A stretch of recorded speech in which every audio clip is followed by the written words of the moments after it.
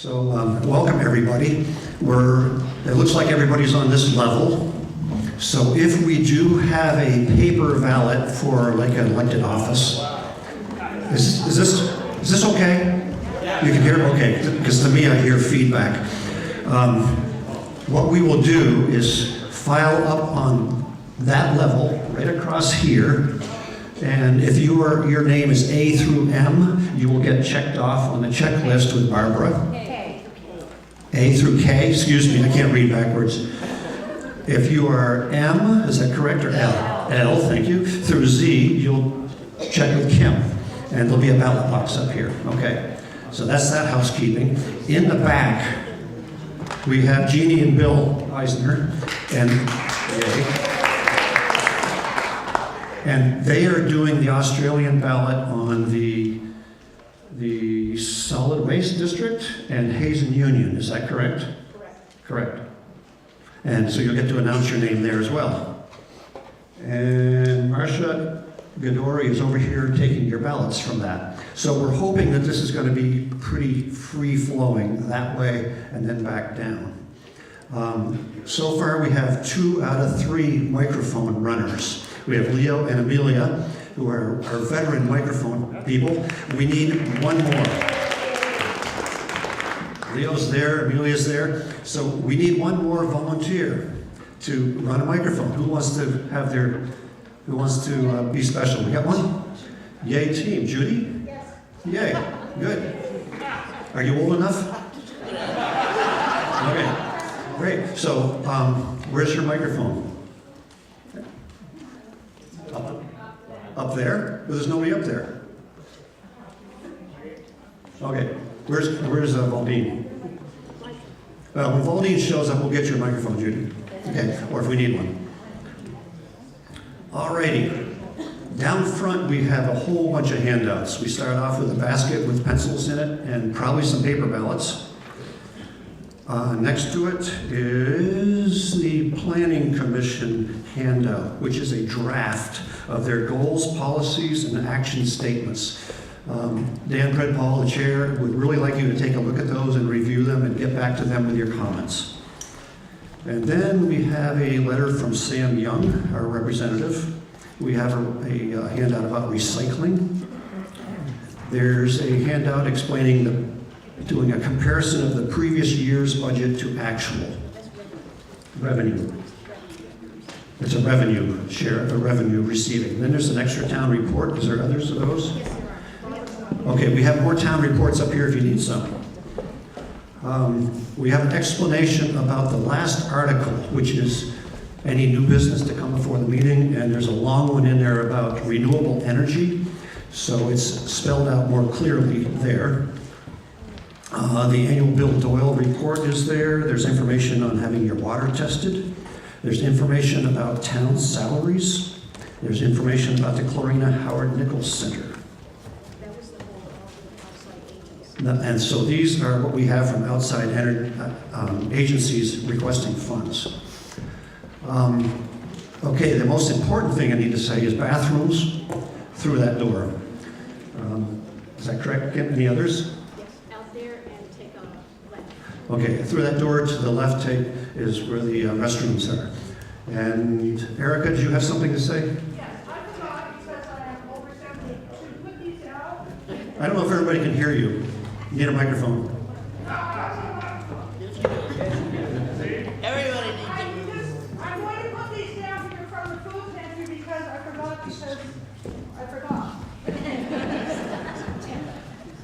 And I just want you to notice that the food pantry, all the towns that the food pantry covers, Greensboro is the second largest user of the food pantry besides Hardwick. So it's good to know that. Okay, a pair of glasses was found in the coat room already. A pair of glasses in the coat room. Anybody? Okay, they're right up front here if you decide you can't see anything. Anything else you guys need to say? All right, are we all ready? Here we go. Warning. The annual town and town school district meeting. The legal voters for the town of Greensboro are hereby warned and notified to meet at the Highland Center for the Arts in Greensboro, Tuesday, March 6th, 2018, at 10 a.m. to transact the following business. Article 1, to elect a moderator to govern said town for the coming year. What is your pleasure? Nominate Tim Nisbet. Second. Any other nominations? Now's your chance. Okay, all in favor of Tim Nisbet? This is a ballot vote, so there's... Did I hear somebody suggest that the clerk cast one ballot? Yes. And who would that be?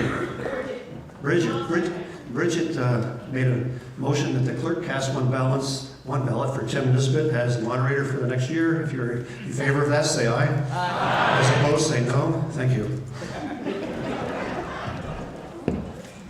Oh, another announcement I forgot to say. The Greensboro Historical Society has a bargain price on the History of Greensboro book, which was published in 1991, which is a really cool book. It's got a lot of good information in it. Reduced from $25 to $10. Get one now, out there in the lobby. Woo. All right. Article 2, to take action on the Town of Greensboro annual report. This is where we have a motion to accept the report, and then we talk about any errors that are in it, make the corrections, and then we vote on the article with the corrections. Janet Long has made a motion to accept Article 2. Is there a second? Is there a second? From where? Okay, yep. Got it? Okay, floor is open for discussion, and would anybody like to make some corrections? Perhaps? I have one. Use the microphone, please. I made a mistake on the library trustee. I was told that it was, there are three-year positions open, not one to complete a term for 1 year. So it's 3 complete 3-year positions that are up for vote. We will be electing 3 library trustees. Yes. Correct? Okay. Others? I have one. Susan? On page 48, it says Jane Little made the motion. I think that's James Springer made the motion. Which one is it? Right. Okay, on page 48, which is the minutes of last year's meeting, right in the middle, on bold print, it says discussion. Jane Little made the motion that we increase this by $500. That was not Jane Little, that was Jane Springer.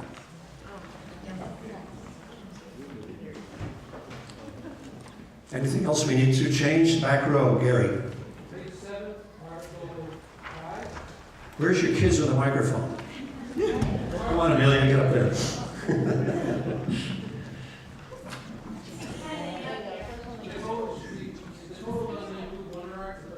Can't hear you. Hang on. Here comes Gary, or Leo.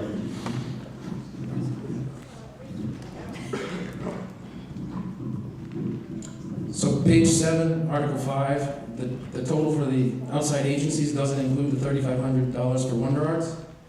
So the $62,095 should be $65,595, 81. It looks like the budget of $1,912,000 does include the right number. Okay, so what Gary's saying is on page 7, the total should be $65,595.81. Correct. Correct. Okay, thank you. Other corrections?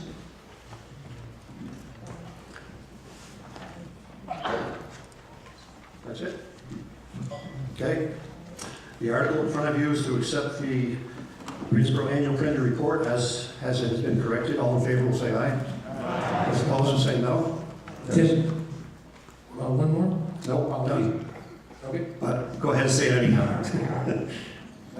Page 16, with the state monies paid. The total says $288,000. It's actually $140,000, $741.29. Where are you again, Gary? Where are you? Page 16, there was a table of state monies paid. Top of the page? There was a chart, I don't have it open right now, but there's a chart. It totaled to $288,000 and some change. Mm-hmm. The actual, I don't know what the right number is, but the table itself sums to $140,741.29.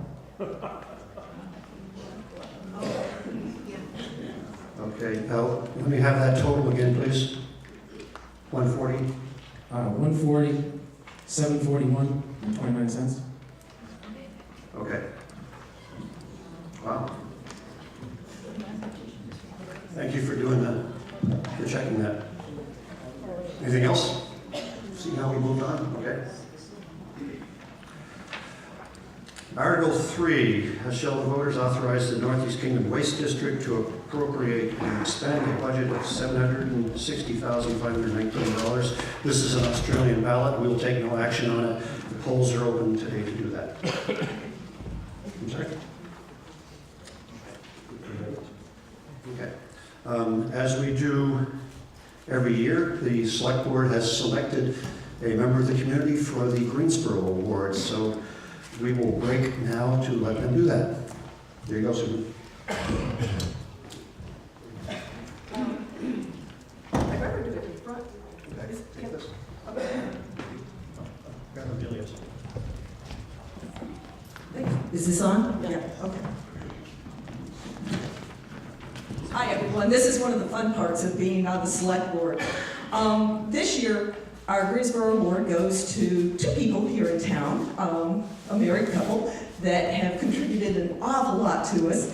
And I'm going to bring them up here because I want everybody to be able to see them as I give them their award. And Kim, we have everything. Okay, good.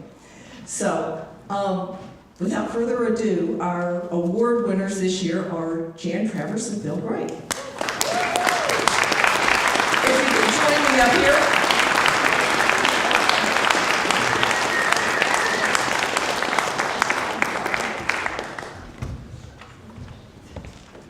I'm glad y'all were sitting close to the front. And I think you even have several family members here to be able to witness the occasion. Part of the fun is being able to talk to all your family members and get all this information. So, first, I will give you a copy of the brochure. We have a clock that goes to both of you. So, the reason that we selected Phil and Jan this year, they've done a lot for the community. They came here from very different paths, met each other, and have given to the community in a variety of ways. Phil's grandparents first came to Greensboro in 1910, according to what I was able to find out. And they had a daughter, Peg, that married Phil Gray Sr. in 1930, and then you were born in Barry in 1931. And your family has maintained a connection to Greensboro ever since then. I think you have two siblings now here, also living in Greensboro, so quite the family legacy here. Jan was born in Cleveland, Ohio in April of '43. Hope it's okay to give all that information. Too late now. To Alec and Edna Lundborough. And you came to Greensboro in 1973 with your first husband, David, who was the pastor of the Greensboro United Church of Christ, with your two daughters. And I think both of them are here, right? Yes. Let's see, Phil, you graduated from Yale in '54 and then earned your MA at Columbia in '56 and worked towards your PhD until 1958 there. You also served in the Army from 1955 to 1957. This is to give you an idea of how worldly Phil has been. He served in Beirut, Lebanon from 1959 to 1961, where he learned Arabic, very topical today, served as an economic officer in Baghdad, Iraq, a political officer in Amman, Jordan, worked in Washington, D.C. for the Department of State and the Office of Economic Opportunity. You taught high school in Fairfax County, Virginia, and worked for the EPA and the Office of Pesticide Programs. Just a few highlights of the career. Jan has been a teacher and began teaching in 1966 in New Haven, Connecticut. Am I getting all this right? If anything I have wrong, I'm going to blame it on your kids. Then you moved to Berlin, Vermont, and continued your teaching career at one of the little schools down on Barry Montpelier Road. Your children, the arrival of the children kind of put a hiatus on the teaching career for a bit, and you came to Greensboro then in 1973. Does that sound about right? Yes. And then in 1976, you were able to start part-time teaching as a reading teacher over at the Greensboro Elementary, returning to full-time teaching when both your girls were in high school. No. Elementary school. Okay, I'm blaming it on the kids again. All right. Taught various grades and was head teacher for several years. And as I understand it, head teacher is the equivalent of a principal now.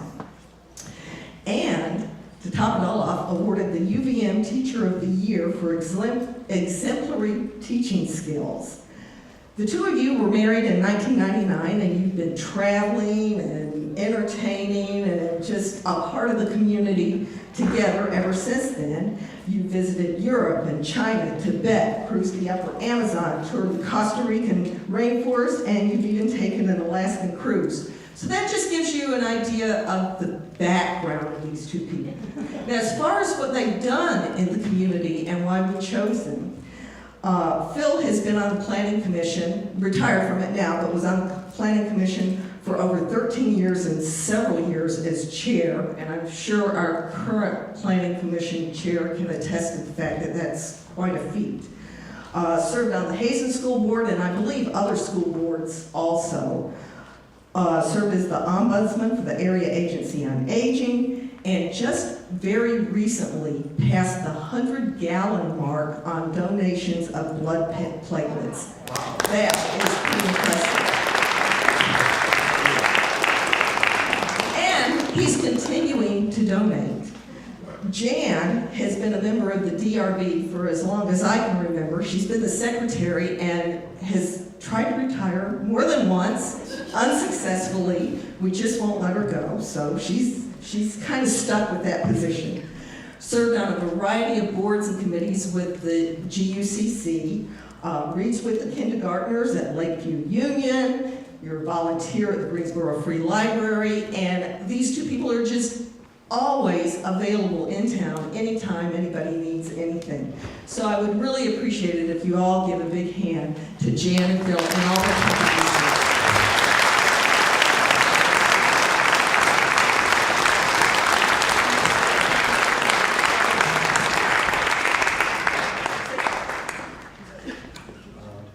I very much appreciate the accolade that I received, that Jan and I have received. I've much enjoyed the work over the years, the different jobs, and just we'll pass it on to her. This is such a shock. Thank you so much. Thank you to the select board and to the town. It's a great honor. Thank you. Thank you for everything you do.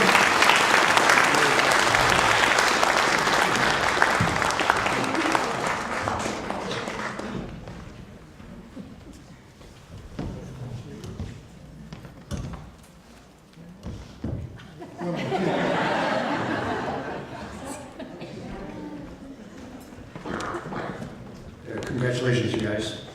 Now you can be on time. Okay, now we get into elections. Article 4, to elect town officers and school district officers. Well, excuse me, we are not doing school district officers until this afternoon. So, to elect town officers required by law and one or more library trustees. On page 6, you have the offices that we are going to elect. The first 4 are ballot votes, which if there is nobody running, you can, if there's not a contest, you can ask the clerk to cast one ballot. And the collector of delinquent taxes is also a ballot vote. The rest are just voice votes. So, the first one is a select board position to complete a 3-year term, which means it will be a 1-year term. The floor is open for nominations. Susan Wood has been nominated. Is there other nominations? Sean? I'm sorry? Matthew McAllister. Matt McAllister? Okay. And there is no requirement to do a second on a nomination. So far we have Susan Wood and Matt McAllister. Others? This is a 1-year term. So, this is our first ballot vote. You remember the procedure. And We will file up this way, and there's through that walkway, and if you are A through L, you will announce your name. Sorry? Sir, yes. Okay. Okay. Is Matt here? Matt, well, you are here. Okay. So Leo, let's get a microphone to Matt so he can speak. And then Susan will have the floor. Thank you for that, Victoria.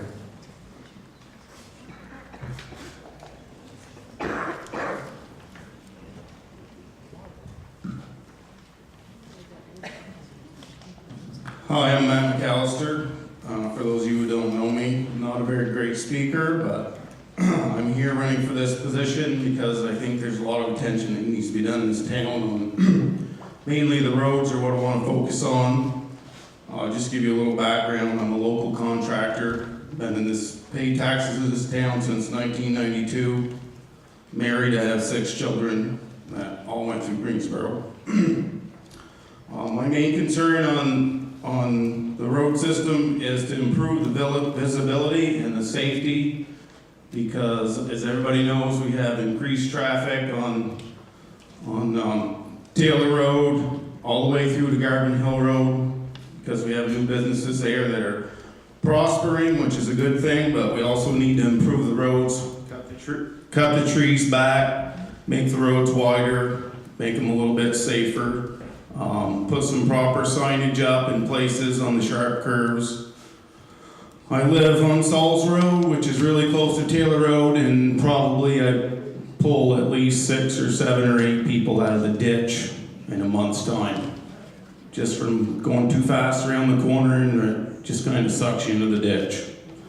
So it kind of needs to be improved. I'm willing to work with the town road crew to do that.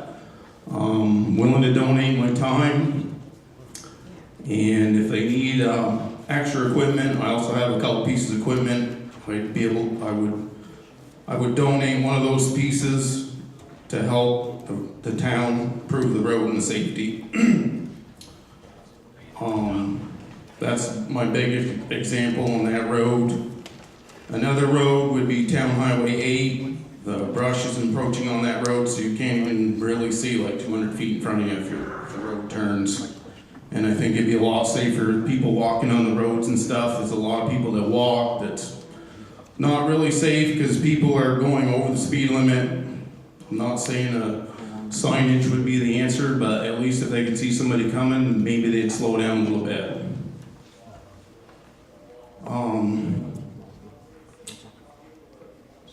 And I'm very good at tasks with roads and road building. I've had a lot of experience with that.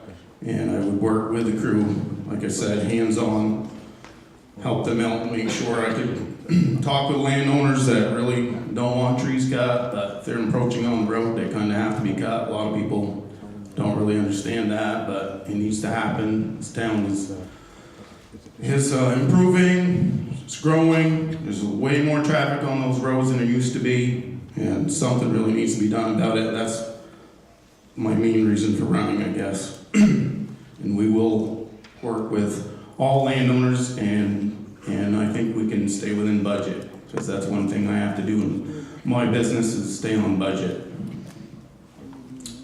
Thank you for your time.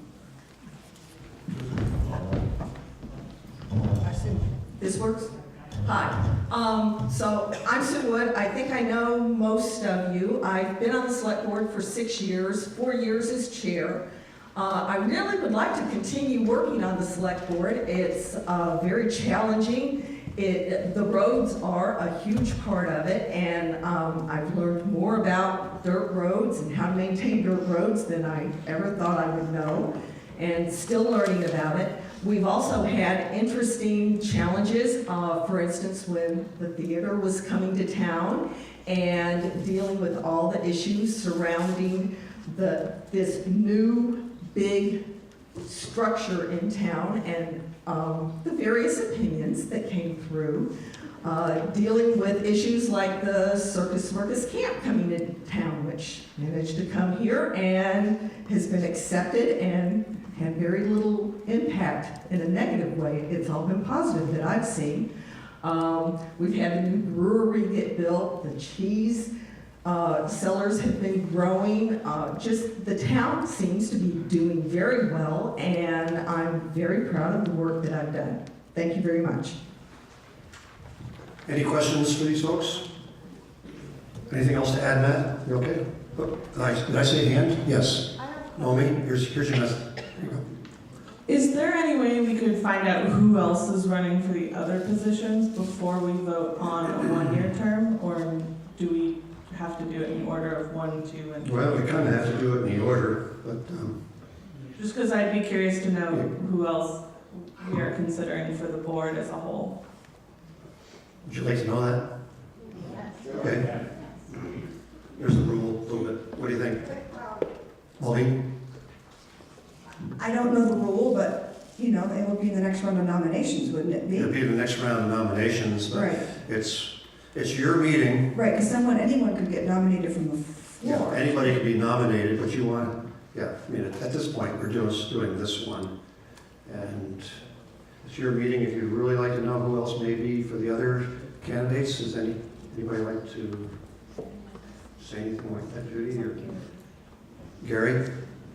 The last couple of town meetings, we've actually voted 3-year, 2-year, 1-year. That's what we're doing. Now we switched 1, 2, and 3. Yeah, that's because that's the way it was printed. Okay, and is it possible to hear a little bit more about the changes with the treasurer and what's happened before we elect the leaders, to hear both sides of the story? There were some specific allegations that were made, and I'm just curious to see before we vote. Boy, you're really putting me on the spot. I apologize. That's not really germane to what we're talking about right here. That's the problem, but I hear what you're saying. Oh, boy, oh, boy, oh, boy.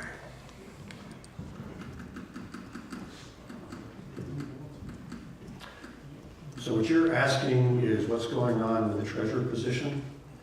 There were allegations that when I read the letter, that the selectors were involved, and people were involved before we go elect, and make the next year.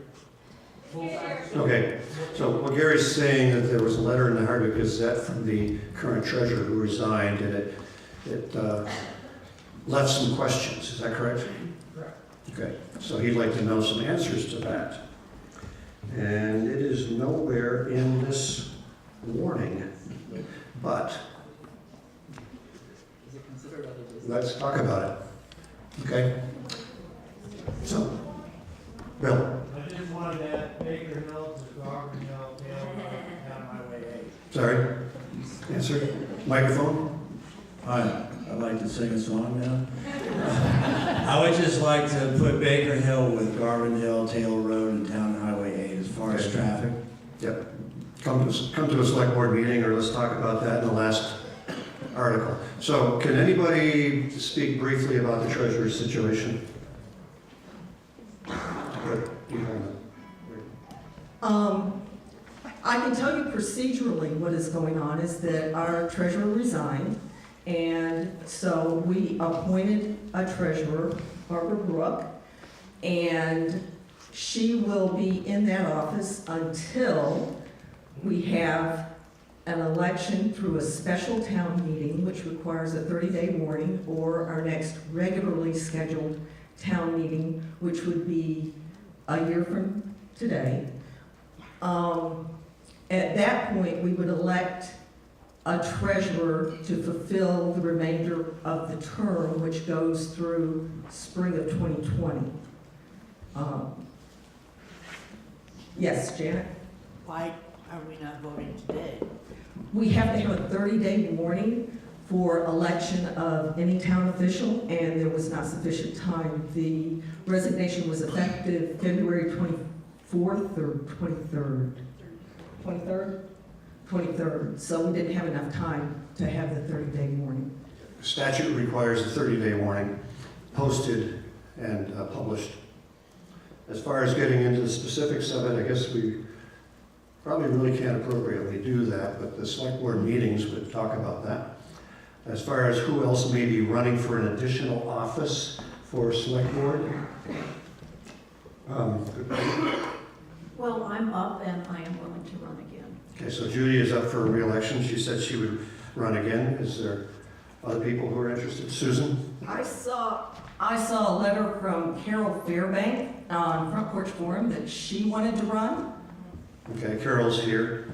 That's Carol. So there's two candidates. Are there other that may be willing? Carl? Okay, yeah. I plan on nominating Andy Kehler. Okay, well, so Andy Kehler is going to be nominated, it sounds like. So we will have some contests coming up here. Okay? And those are the people so far. Is there anybody else who's going to be throwing their hat into the ring? Guess not. So right now, we are talking about a select board term for 1 year. And the candidates are Susan Wood or Matt McAllister. So the procedure is you will pick up a little piece of paper or bring your own, write down one of those two names, come up this way and announce your name, Peter. I'm sorry? Oh, hold on a second. Have we ended the discussion, you're saying? Yeah. Yeah. You want more discussion? Yes? Yes. You do? Well, you didn't see me. Okay, Peter has something he wants to say. Sorry, I didn't notice you. I love the things that Matt is talking about, and I very much would like to see him on the board. At the same time, Susan Wood has put an enormous amount of work, energy, time into this job, and I think she's very effective and efficient. She and I butt heads occasionally, so it's not that, I mean, there is that always, but just by light of the fact that she's put this much time and energy into it, I think she deserves to have this position. Okay, anything else before we end discussion? No, Nomi. Just following that up, then I guess I'm curious if either Susan or Matt would be running for the 2 or the 3-year positions, or only the 1 year, because I think speaking to what Gary had said, if we're doing the reverse order of length of terms, I'd just be curious to know what sort of contest there would be in this reverse order. Leo. Up to Matt. Go ahead while he's getting there. I'm only putting myself up for the 1 year at this point. Okay, and Matt? I guess I'd run for any or all, but I think this is too much information for one voting. I mean, I've never seen it happen like this before, but yeah, I would be up for a nomination for another position on the select board also. Sure. And I think what we'll do is take it into advisement for next year, perhaps, to put these in the other order. But sorry for the confusion. Other discussion? Hard to see sometimes. Adam? Just for clarification, whose existing select board terms are the ones that we are voting on this year? This year, the existing ones? Yeah, like for example, whose is the 3-year term that we're voting to finish for 1 year? Okay, to finish the 1 year is Sean Thompson. Okay, and then for the other open positions, whose terms are those? Judy? Judy, correct? Yep. And I finishing a 3-year term right now. Okay, thank you. Yep. So that is on page 4. That's on page 4 of the current. Geraldine, did you have? Did I see one? No, it's basically, I was curious whether you were going to run for the other one, if Okay. you were running for the one. Same question. Yeah. Okay. Is there anybody else? And I apologize because these spotlights are so it's hard for me to see everybody. Anybody else that wishes to say anything? You ready to close these nominations and vote? Yes. Okay, everybody understands? We're going to come around this way and vote for either Susan or Matt. If you're A through K, right? Well, everybody comes up through there and then you can either stop there, A through whatever, or come over here. Okay, got it? Let's give it a try.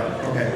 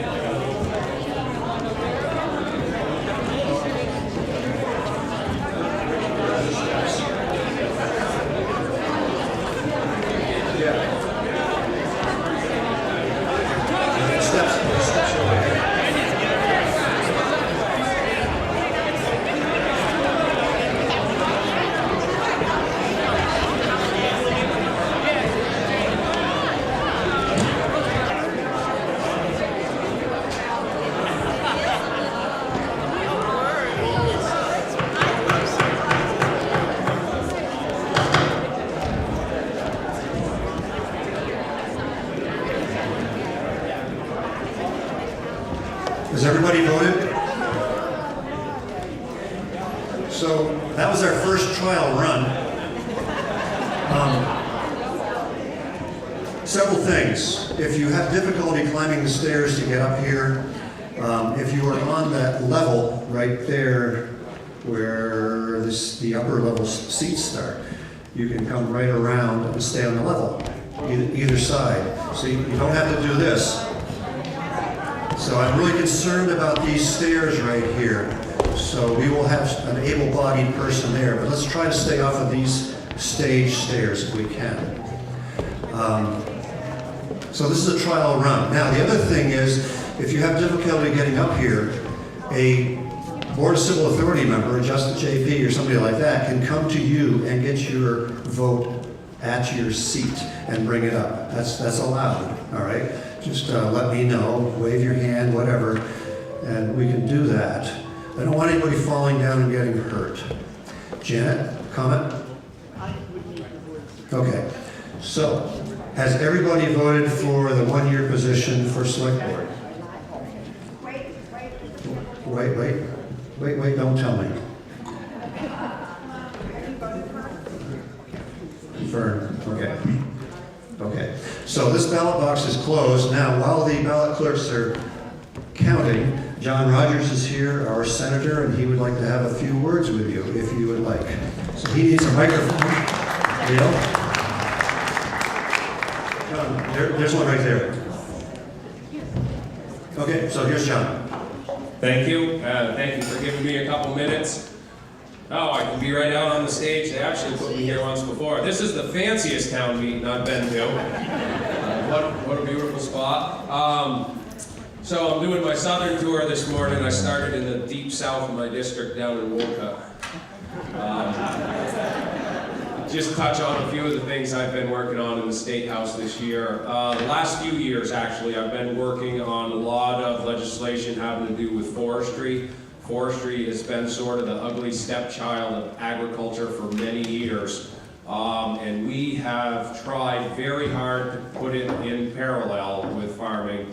And this year, a bill that I sponsored, S-101, the Right to Practice Forestry Operations, has passed the Senate. One of the first bills to pass the Senate this year. I'm very happy about that. It's now over in the House. It basically protects anybody who's running a lawful forestry practice operation. It protects them from nuisance lawsuits, just like our right to farm legislation that we passed several years ago does.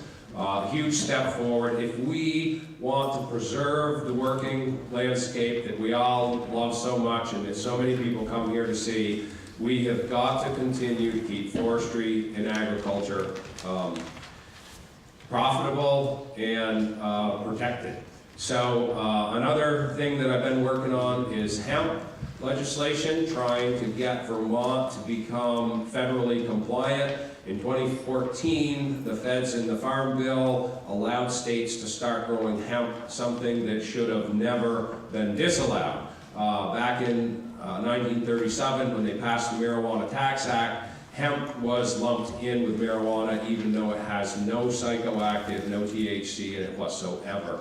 At that point, hemp was poised to be the first billion-dollar agricultural crop in the country. And because it was made illegal, it all disappeared. At that point, Henry Ford had just started building panels for his cars out of hemp. You can make over 50,000 things out of hemp. Anything that you can make out of petroleum can be made out of hemp, which is renewable as opposed to petroleum.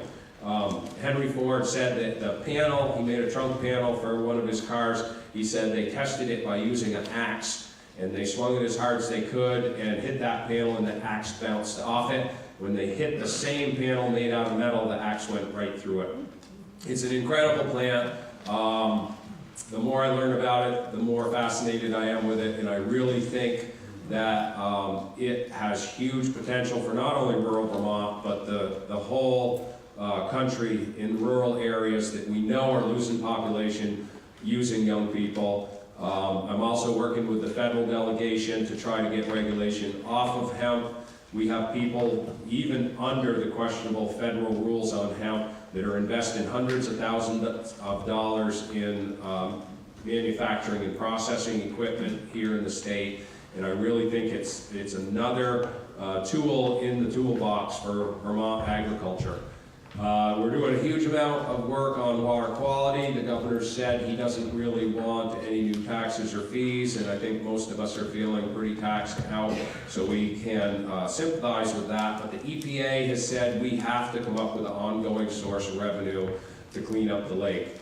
Champlain's the one we hear about all the time, but there are also TMDLs for the Magog watershed and the Connecticut River watershed. So at some point, there will be something, there's a whole bunch of different ideas where we will land, nobody knows. But we're already feeling the cost as a lot of it's been forced down from the feds and the state onto the towns with our new road standards. It's very expensive to upkeep the roads and keep them to those new standards. So we're going to have a lot of ongoing costs to try to get our water back to the quality that it should be. It's another one of those things that draws, tens of thousands of people here every year to see the beauty here, and the clean water is really important to that. So I'll leave it at that. I'd be happy to take a few questions if that's allowable. And Clive?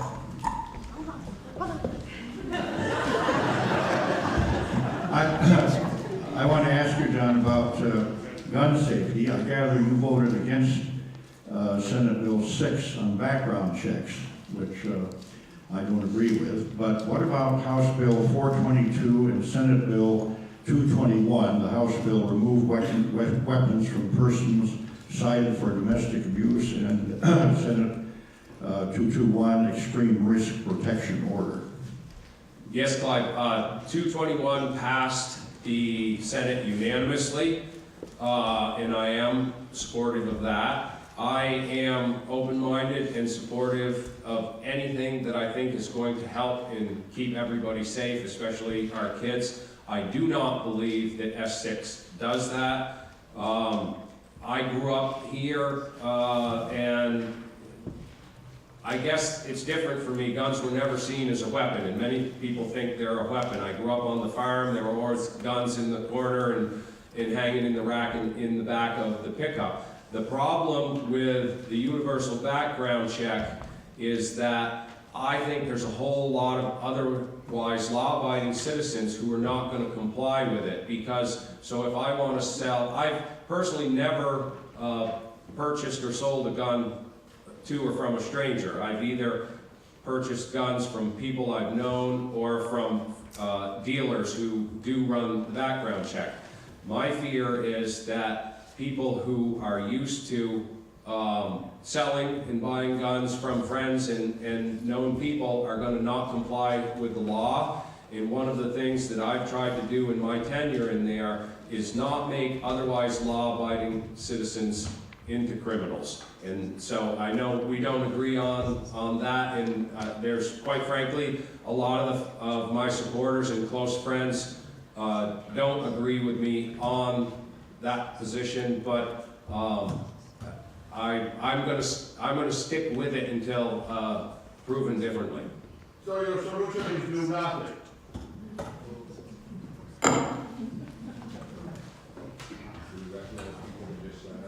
John? Your comment? No, I didn't say. Oh, it wasn't John. Okay, excuse me. It's Fede. Yeah. No, I just said I supported S221, which I think will make a difference. I don't think S6 is going to make one single bit of difference, but it did pass. I'm sorry, who's speaking? I just wanted you're referring to them by their titles, but I don't know what S6 and S6.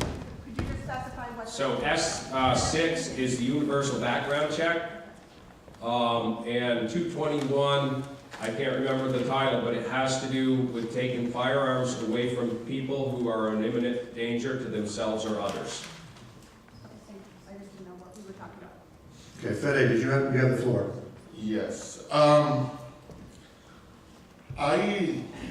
I've been living in this country for about 20 years. I come from Italy. I've traveled many places. And this is the only country that does not require background checks to own guns that, personally, I don't even think they belong to the city. It blows my mind that you guys cannot, sorry, this is really emotional for me. They can't get together and decide that somebody, before they can buy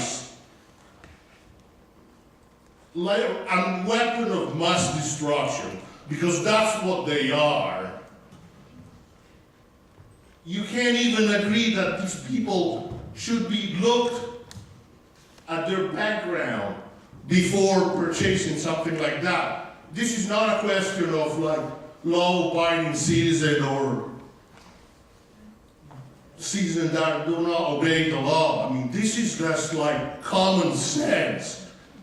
This is the only country in the world that these kind of things happening, because you are telling me that an AR-15 is not a weapon of mass destruction, yet it shows up in every shooting that happens in this country. It is disgusting what you guys are doing.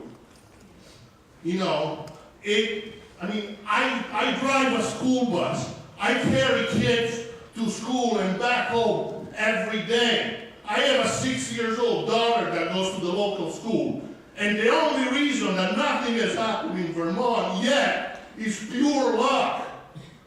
Your inability to do something about this, it's disgusting.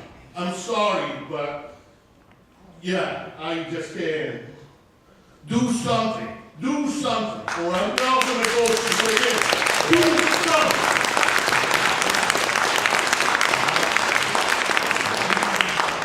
I think, like I said, I think we did something pretty special when we got something through on a unanimous vote. So, drugs are illegal, heroin is illegal, yet heroin is more prevalent than ever. And I'll tell you what I think the biggest problem in this country is that we've got a federal government that's a complete and utter failure. And they're willing to give tax breaks to millionaires and billionaires instead of putting money into health care and education.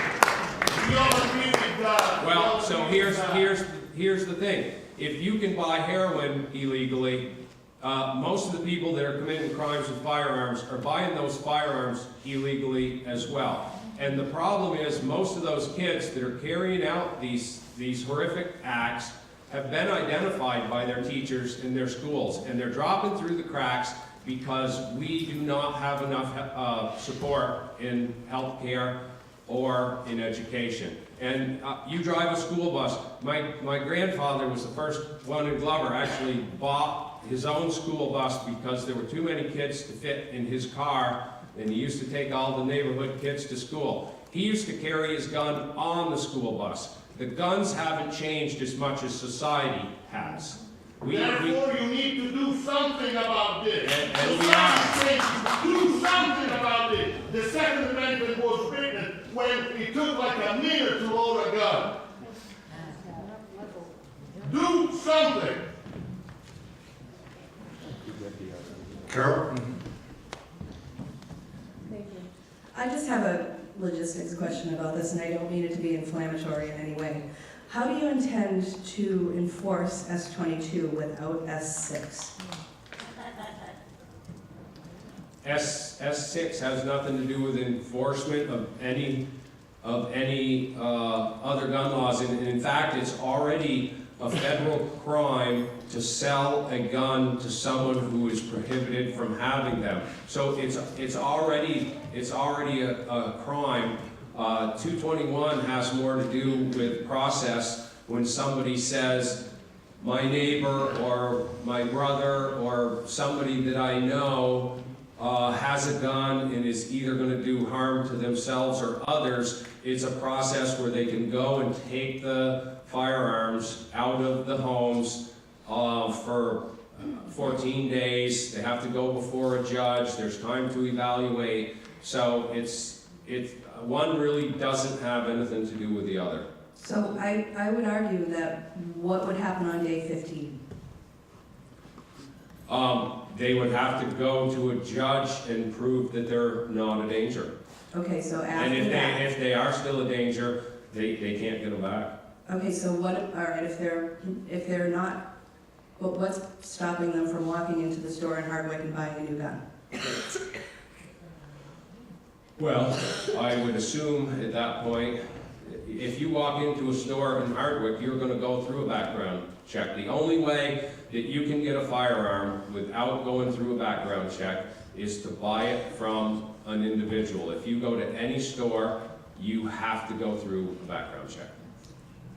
Okay, so I could come to my neighbor down the road and say I need to have a firearm and purchase it right now. I know there's a few loopholes where I could purchase a gun without a universal background check.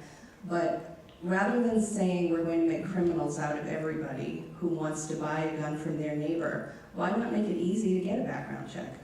Well, and there again, that's on the feds. It would be very easy to open up that system because I believe that the public has a right to know who's in that database. If they're unsafe to have a firearm, I think we should be able to.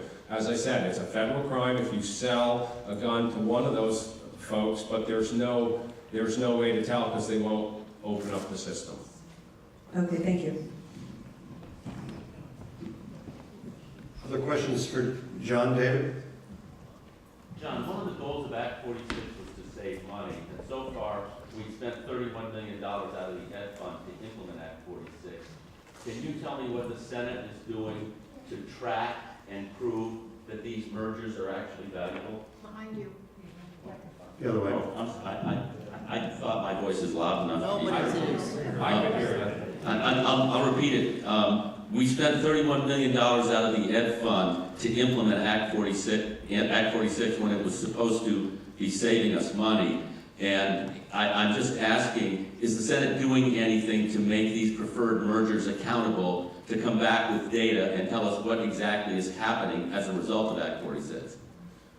Well, Dave, as you know, I didn't support Act 46, and I was up in Derby last night and said that basically I think the rest of the state could have taken some lessons from this area because the majority of our schools are operating under the statewide per pupil average and have done a great job at figuring out economies, working together through the supervisory unions.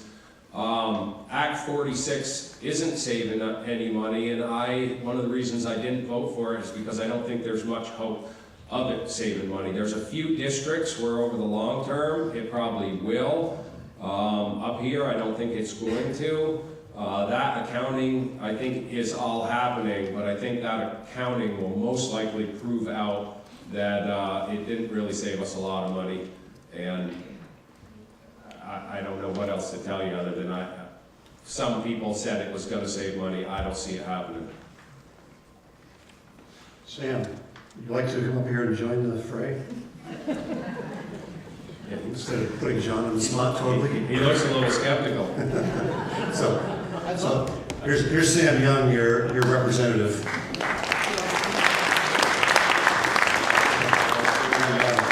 And Glenn, did you have a question? Right behind you. Thank you. On this act that, let's say I become a violent person and my gun is taken away. Is someone automatically going to let NICS, the National Background Check, let them know I can't pass a test because I bought several guns, I've always gone through background checks, I always pass. Tomorrow, you come take my gun today because for some reason I flipped out, whatever happened, you deem that I'm dangerous. How long does it take before that background check finds out that I'm dangerous? Isn't that what's the problem now? For instance, with that young shooter in this last incident, the FBI was notified.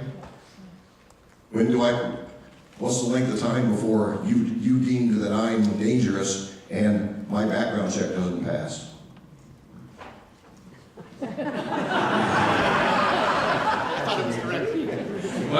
I would have to check into the specifics as to two things. Number one, it hasn't made it through the whole process, so it's not signed into law yet. It's still subject to change. That's something I would have to check into. I can't remember every bill. No, but you can see my point. Yeah, absolutely. But that's one of our main focuses is figuring out how to make sure those folks get identified and weapons get taken out of their hands. And that's where I think we can really have the biggest impact. Thank you. I guess I would just add to that, the reason it hasn't gotten through the process is that the House and Senate differed on the approach on 2 points, I guess, mainly, which was the amount of time for which those guns could be, I hate using the word confiscated, but there we go. Which the House's approach was up to a year, and a difference of a standard of evidence, which was a preponderance of the evidence, as opposed to clear and convincing evidence, which is what the Senate passed. Sean, you had a question, and then there's one over here. Actually, I was hoping to help you out, guys. So it's a rare situation that I get to do this, but I can answer your question. Vermont is one of the few states that is NICS compliant. So we report any court order under this bill, and actually all of the previous. It was compliant as of 2016, and we report inside 48 hours. The NICS registry is actually active. I know because I implemented the system. You're on. I wanted to support this gentleman here because I worked in a school for 39 years. I can appreciate the importance of being safe with kids. My concern here in the state of Vermont, I've only lived here 39 years, is the fact that we have been able, through our legislature, to legally pass the right to have marijuana in the state.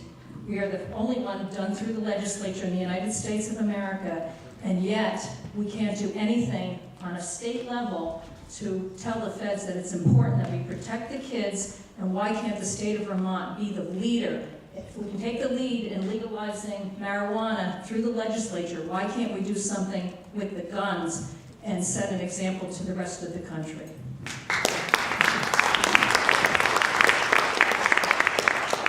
I think that the governor really has taken a lead on this, and there will be more gun bills this year than my entire time in the legislature, and I expect universal background checks to pass. I expect a number of proposals to pass. He opened the door, and a lot of my colleagues in the, a lot of my Democratic colleagues are running through it because they have been held up for a long time on a lot of bills that they wanted to pass. And I mean, it's actually, it's interesting. You got to kind of look at John's entire district, which is all of Essex County. This is, I've been to a few town meetings this morning, and this room is fairly unique amongst my district, and even more unique amongst John's district. But, so this is what I've been saying. I'm going to look at every bill that comes forward. And, there was 2 last week that I voted for. And you know what? Honestly, the reason I hate when it comes up is because people with guns threaten me. And that's part of why I don't like talking about gun bills.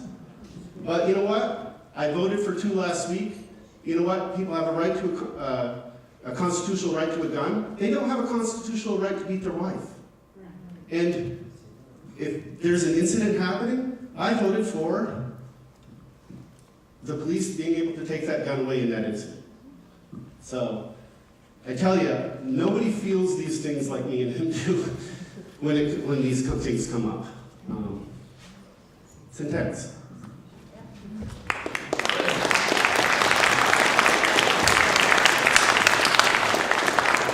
And I would just follow on that, and I voted for 2. I did vote against 1.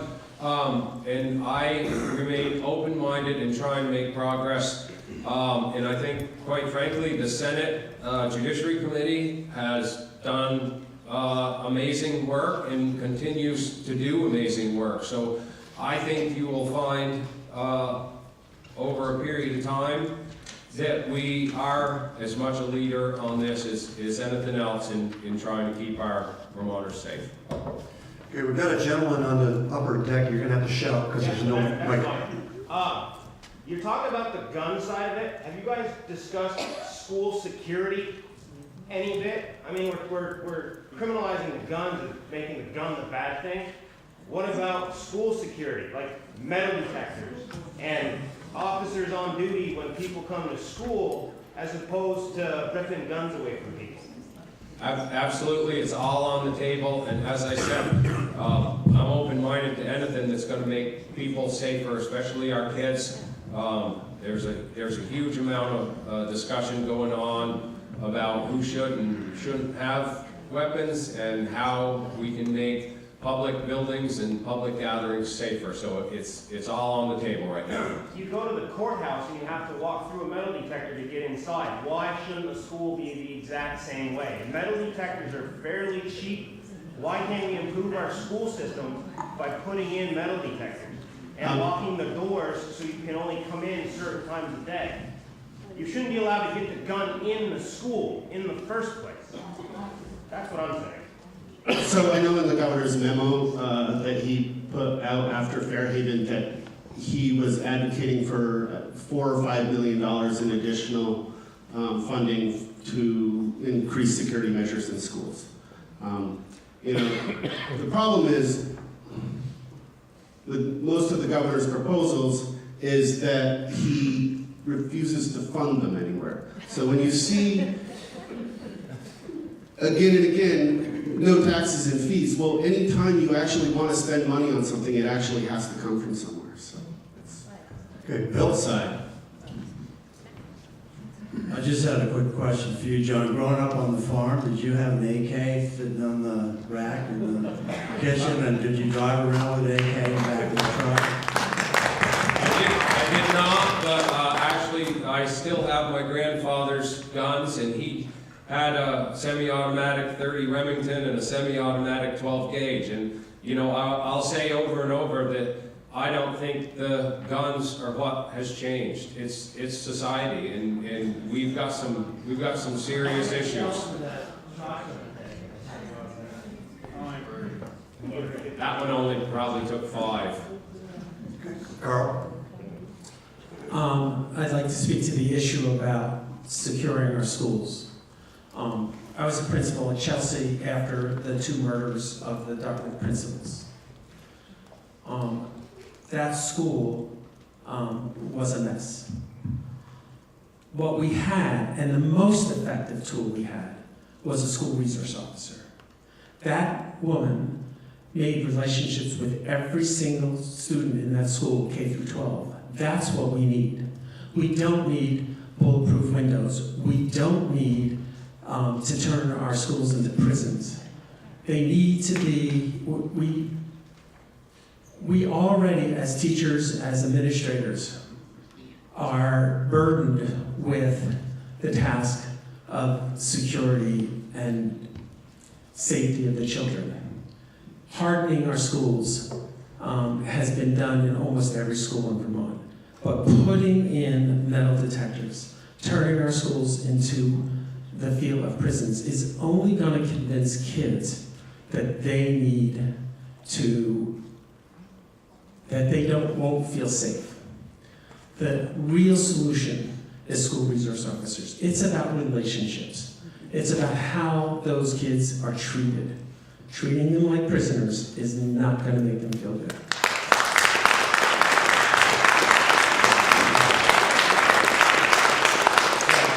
Thank you for that. I think that's a great point. And while I've got the microphone, I'm going to make one more point, like Sam pointed out. Greensboro is very different than the rest of my district, but you might recognize this and you might not. I have over 40 towns, and you will notice that I am here quite often. And so I don't avoid Greensboro because we disagree on some issues. The southern tier, I like to refer to it as Glover, Greensboro, Craftsbury, Albany, and Wolcott is really some of my favorite part of my district, and it's why you see me more often than a whole bunch of my other towns. So I'm dedicated not only to this town and my district in the state of Vermont, but I am always open-minded and trying to make progress. And so we may not agree 100% on everything, but I could have driven right by Greensboro, and I don't.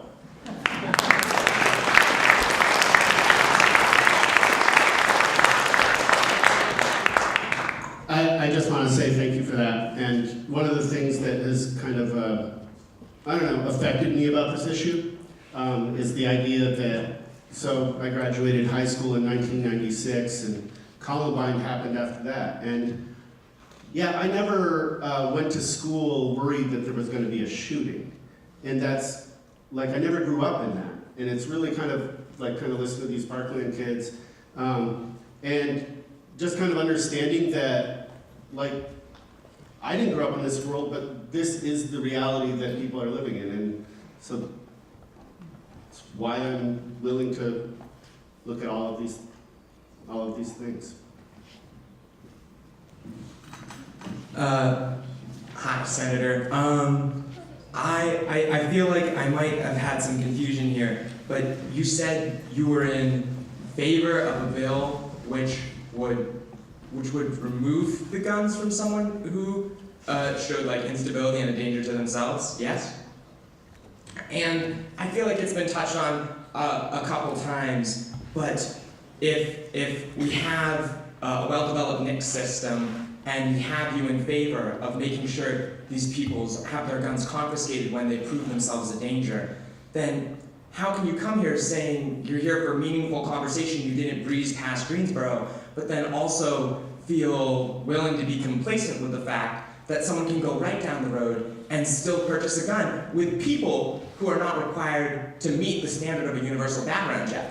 When we don't have the typical civilian population needed in a situation where they need to meet the requirement of a universal background check, then that frees up these people who we've legally deemed unsafe to possess a firearm, now able to immediately acquire one, even hours perhaps, if not just a day later after the police have confiscated their weapons.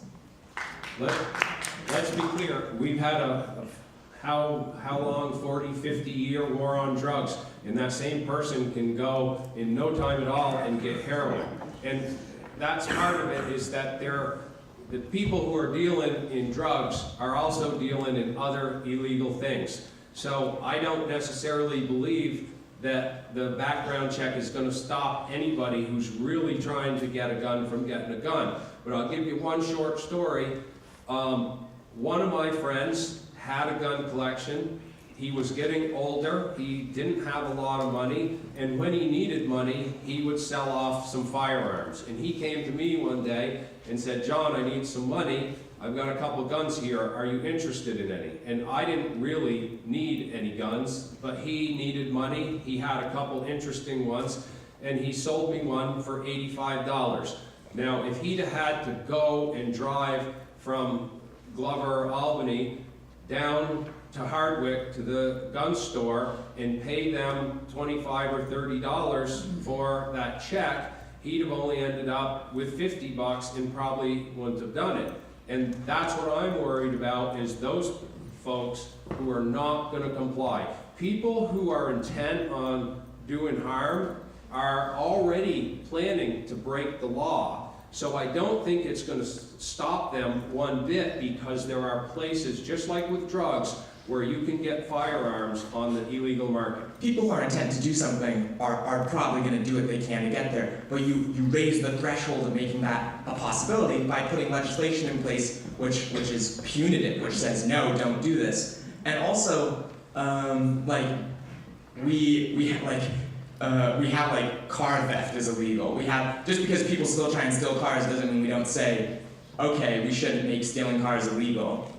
When we see I did already state though, it is already legal. It's a illegal. It's a federal crime to sell to a prohibited person. But then, you maybe say innocently, they do sell it to someone who's not supposed to have a gun. This person doesn't even know because they haven't been pushed toward the NICS system.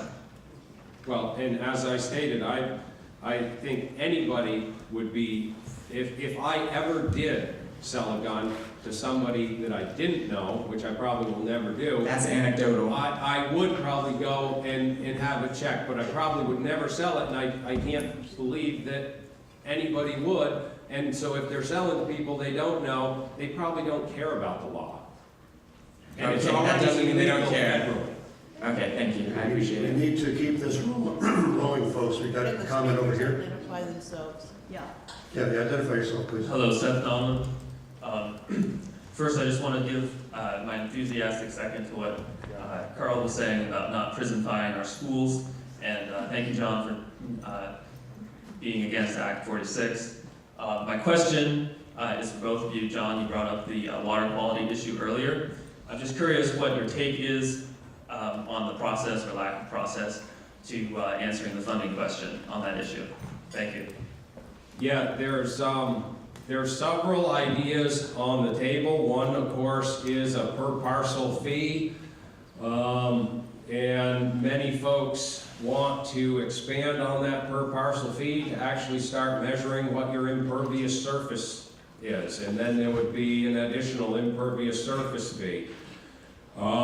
We've floated a couple new ideas in our committee. Nothing has got real traction yet. One of them is a small per room fee for tourists who come here, because if folks are having to pay. I do want to know that one. Yeah. If folks are having to pay who live here, shouldn't the folks who are coming here also pay? One of the new and interesting ones that I like, and we're not exactly sure if we can make it work, but it's a milk processor fee. We know that farmers are hurting. Milk price is pretty much less than it costs to make it today.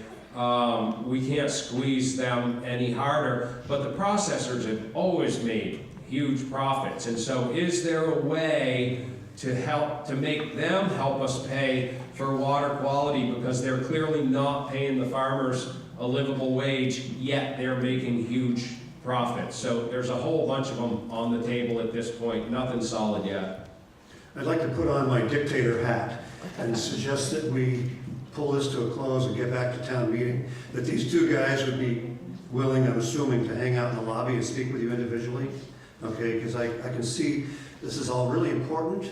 However, it's going to go on and on, okay? Just so you know, I do have to make one more meeting before Okay. then, so. Okay, so is that okay with everybody that we continue on? Yeah.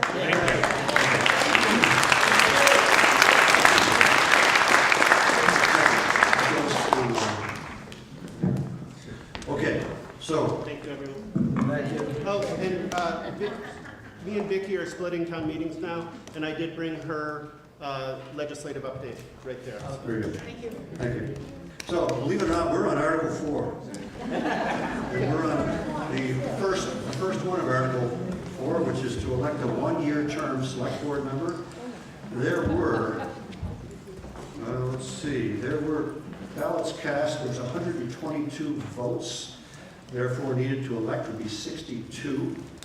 Matt received 43, Susan received 79. You've elected Susan Wood as your select board member for 1 year. Floor is open for nominations for select board member for 2 years. Peter. I'd like to nominate Matt McAllister, and I want to speak to that also. Should we wait? Go ahead. Okay. Roads are one of the largest, most significant parts of the select board's duties. And if someone is willing to take that on, especially with a plan and careful thought, I think he should be on the board.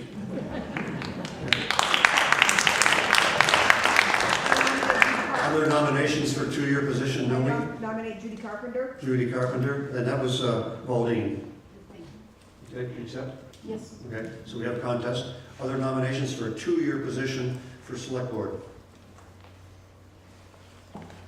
Okay, Melanie, did you have one?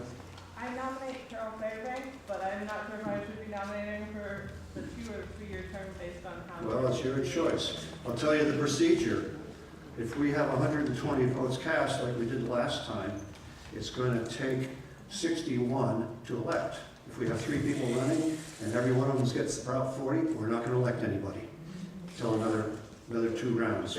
But that's just me. So, at this point, we have 2 nominations. Would you like to nominate Carol? Or you want to go for the 3? I'm still curious, I guess, who would be running for the 3? If there are other. Well, we don't know. We don't know. Let's cross that when we get to it, okay? So at this point, we've got 2. Okay? We got 2. So to reiterate this voting thing, that is A through L over there, is that correct? Or A through K? A through K. So you can really come either direction if you want to. Well, these stairs are not good. It'd be nice if you could stay on this level. But if we had people here assisting votes down, would that help with the traffic? I cannot nominate me in election. I volunteer for this for me. Okay, so do you want to have people come up this way? Okay, let's do that. A through K, come around this way. L through Z, come around this way. We'll have people on the stairs to assist you going down. If you want somebody to come get your ballot, please raise your hand. And the 2 people are, hold on. 2 people are Matt McAllister, who you heard from earlier, and Judy. Would you like to hear from Judy first? And no, Carol's not. We have 2. We have Matt McAllister and Judy Carpenter. Is that correct? Let's hear from Judy. Yep. Sorry? Let's hear from Judy. I'd like to also nominate Carol for the. Okay, so now we have 3. We have Carol Fairbanks. So before we do this, okay, let's hear from them. Carol? Sorry for the confusion, folks. Okay, let's give Carol our attention.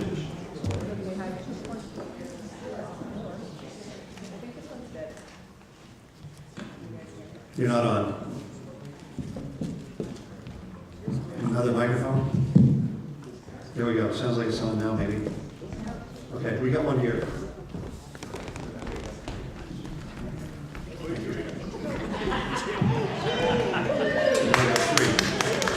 Thank you, Judy. Is that this one? No.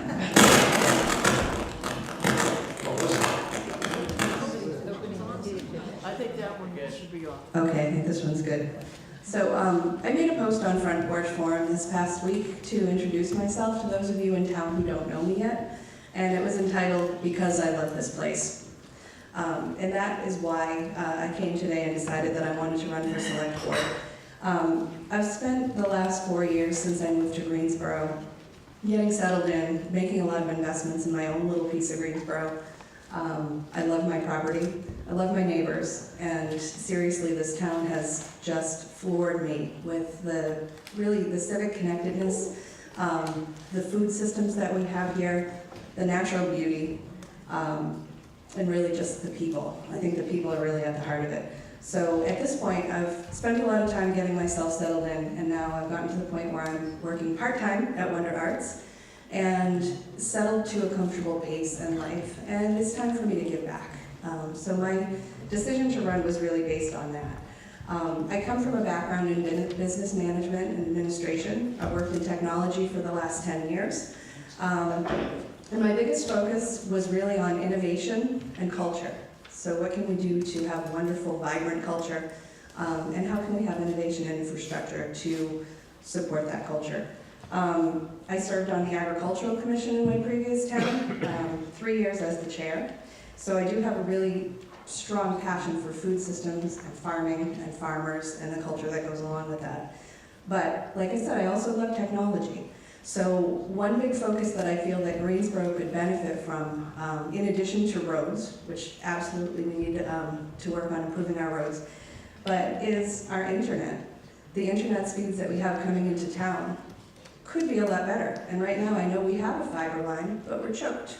So I think there's a lot we can do to improve that, to really modernize. And I think that'll not only boost our local businesses' ability to work and to become very prosperous, but also to help to retain some of the bright young people that are growing up here that might be fleeing to Burlington or other cities because they need some infrastructure that we don't have.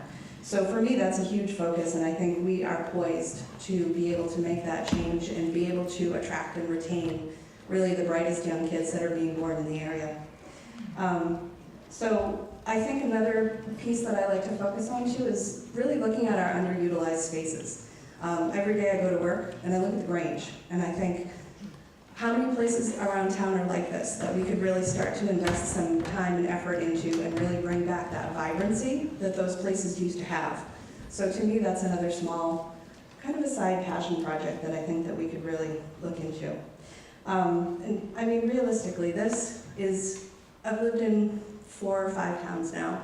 This is by far the most vibrant and wonderful community that I've had a chance to be in. We've made a lot of investments. We intend to stay. We've set roots. And really, I see the opportunity to be part of the select board just to continue to contribute to that and to make it an even better place to live for everybody.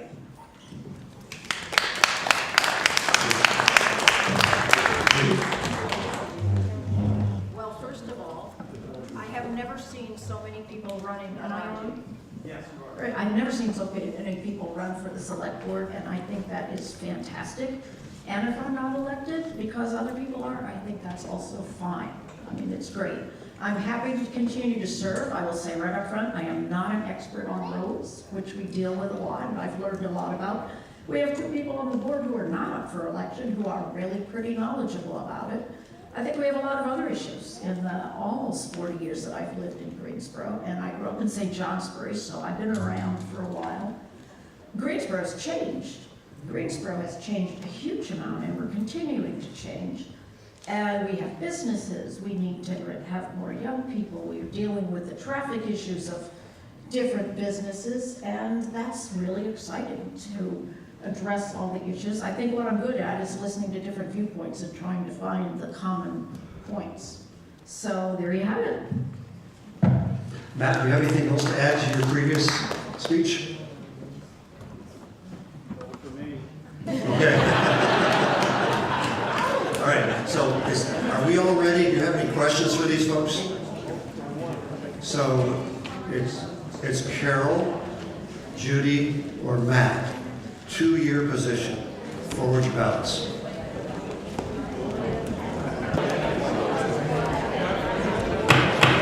Has everybody voted?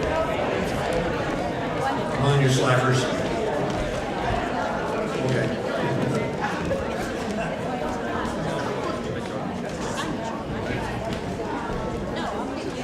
Now has everybody voted? No? What else we got?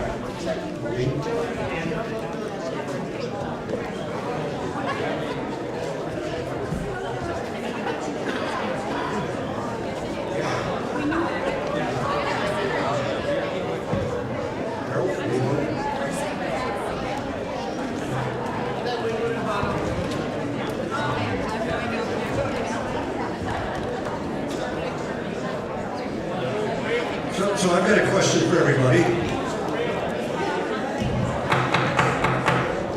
I've got a question. What does everybody think about starting town meeting at 9 o'clock rather than 10 o'clock?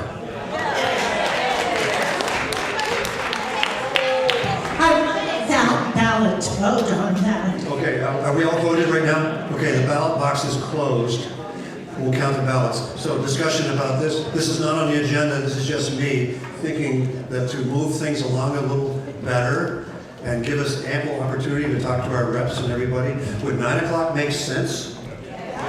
Anybody think it doesn't make sense? Last time, we would have had lunch at 11 then. That's okay. Well, I mean, we're doing 2 separate meetings. We're doing a town meeting and a school meeting, and they're 2 separate entities. It kind of makes sense to me that we don't try to cram everything in and get out to have our naps. So I think we can let the select people know that the town would like you to consider changing the start date, and I don't believe it takes an act of Congress. So here we go, we're counting ballots, go ahead and talk.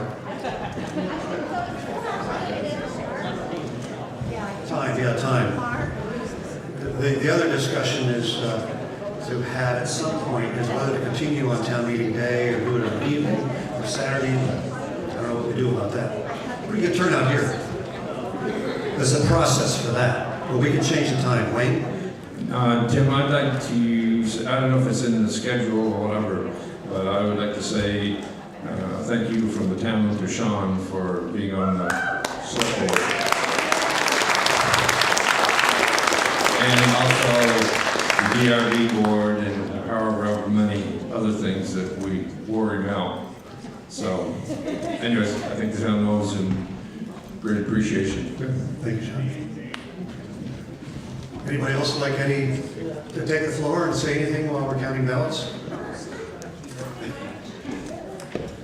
Sure, go ahead, Victoria. Hang on. Just in case we don't get to this before lunch, just a reminder that the Greensboro Town School District meeting is actually here and not at Fellowship Hall as it was originally warned. So after lunch and after we're done with all of this, please don't forget to come to the Town School District meeting. This is not the Lakeview annual meeting, this is the Greensboro Town School District meeting.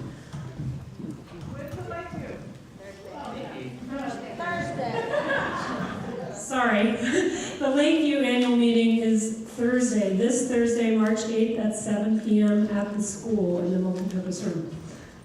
Victoria, can you address lunch as well?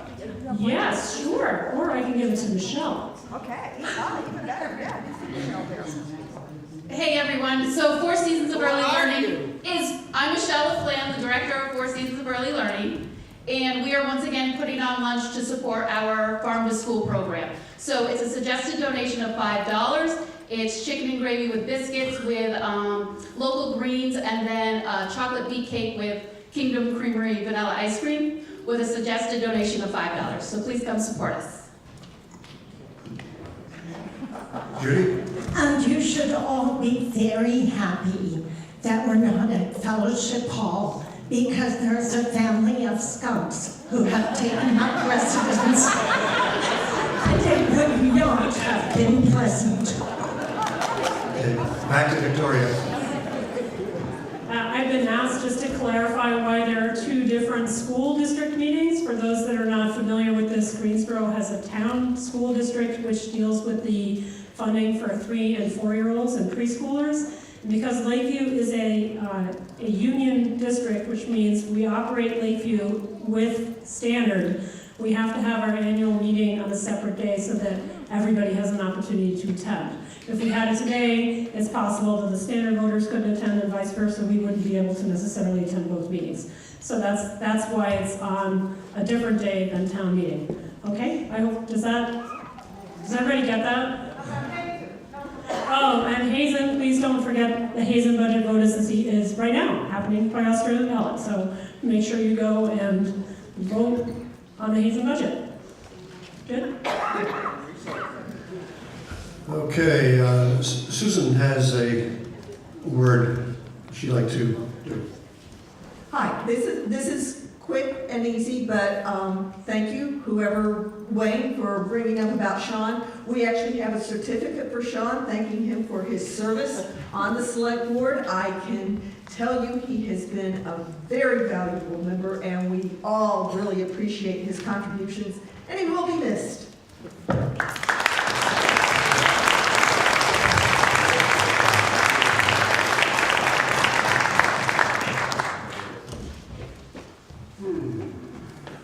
School counting ballots. Nice to see democracy in action. Sean can show his certificate off for us while we're There waiting. we go. That's very nice,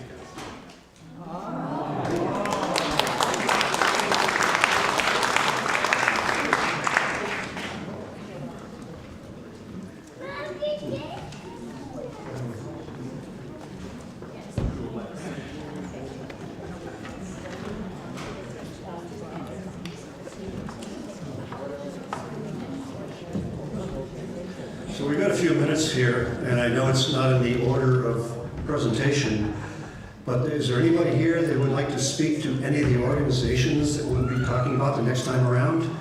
I see a hand. Judy. You're not Judy, you're Susan. Yeah, but first we're gonna let Sean just Okay. say a word. Hi, everyone. I just wanted to thank you. The thoughts are very warm, and I deeply appreciate it. I'm actually going to very much miss the activity on the board. This is a great crew. I've really loved working with everyone.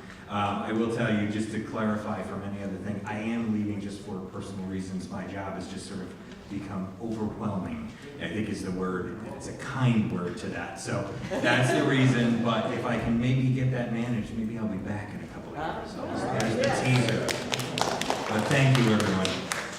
Okay. Susan?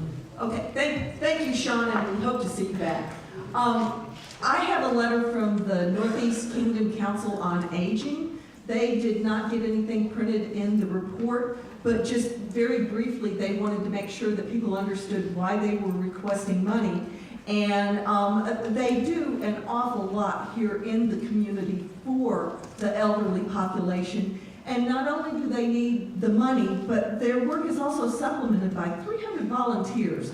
They have Meals on Wheels drivers, they lead a wellness program, they support people in their home to help people age gracefully at home. It's a 501c3. I do have the full letter here if anybody is interested in seeing it, but I wanted to make sure that you knew what was the reasons behind the NEK Council on Aging asking for their contribution. Okay, here's the results of the votes. There was 127 ballots cast. Therefore, needed would be 64. Carol, 21. Judy, 41. Matt, 65. You've elected Matt McAllister.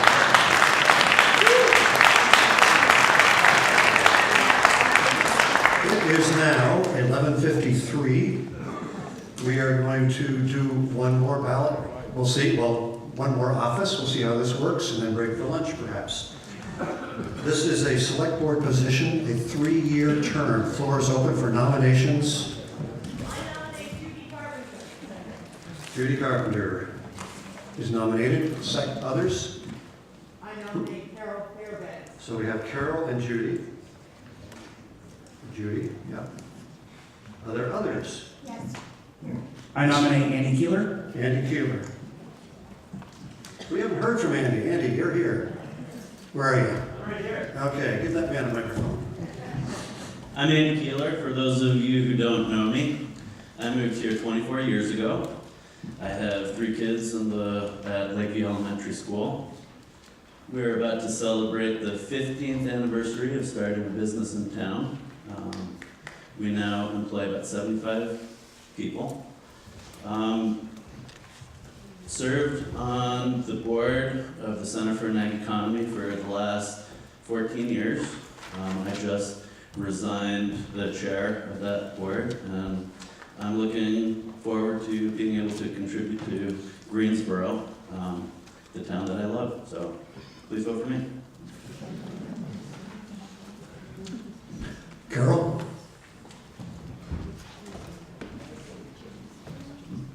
I would like to respectfully decline. I support Andy. Oh, now we're down to 2. We have Andy and Judy. 3-year position. We ready? I think we are. Okay. So forward your ballots. Did last time work better? Yes. No. Forward your ballots for Judy or Andy.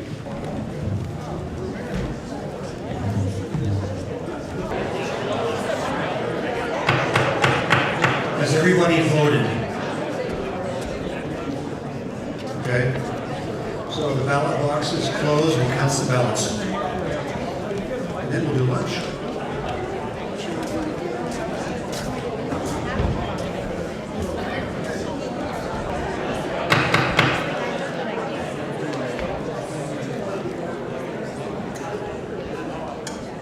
Well, we're improving. That was much quicker. So on the, this is what, Select Board 3-year term. We had 123 votes cast, which means we need 62 to win. Judy had 45, Andy had 78. We've elected Andy Kehler.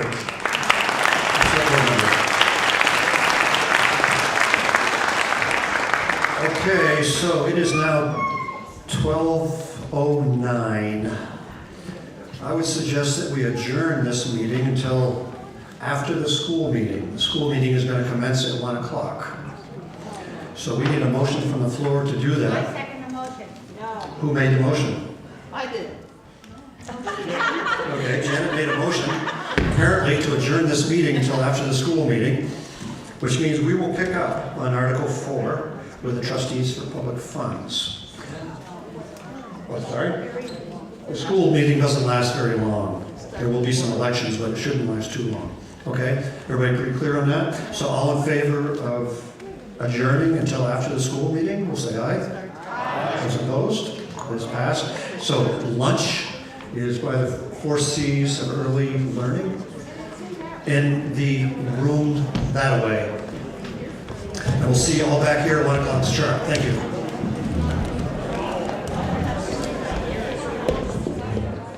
Warning for the Greensboro Town School District Annual School District Meeting, March 6th, 2018. The legal voters of the town school district are hereby notified and warned to meet not at Fellowship Hall, but in the Highland Center for the Arts, in the town of Greensboro, Vermont, on Tuesday, March 6th, 2018, at 1 p.m. to act on the following articles. Article 1, to elect the following school district officers for the ensuing year, the first of which is the school district meeting moderator. The floor is open for nominations. Mike? I nominate Tim Nisbet.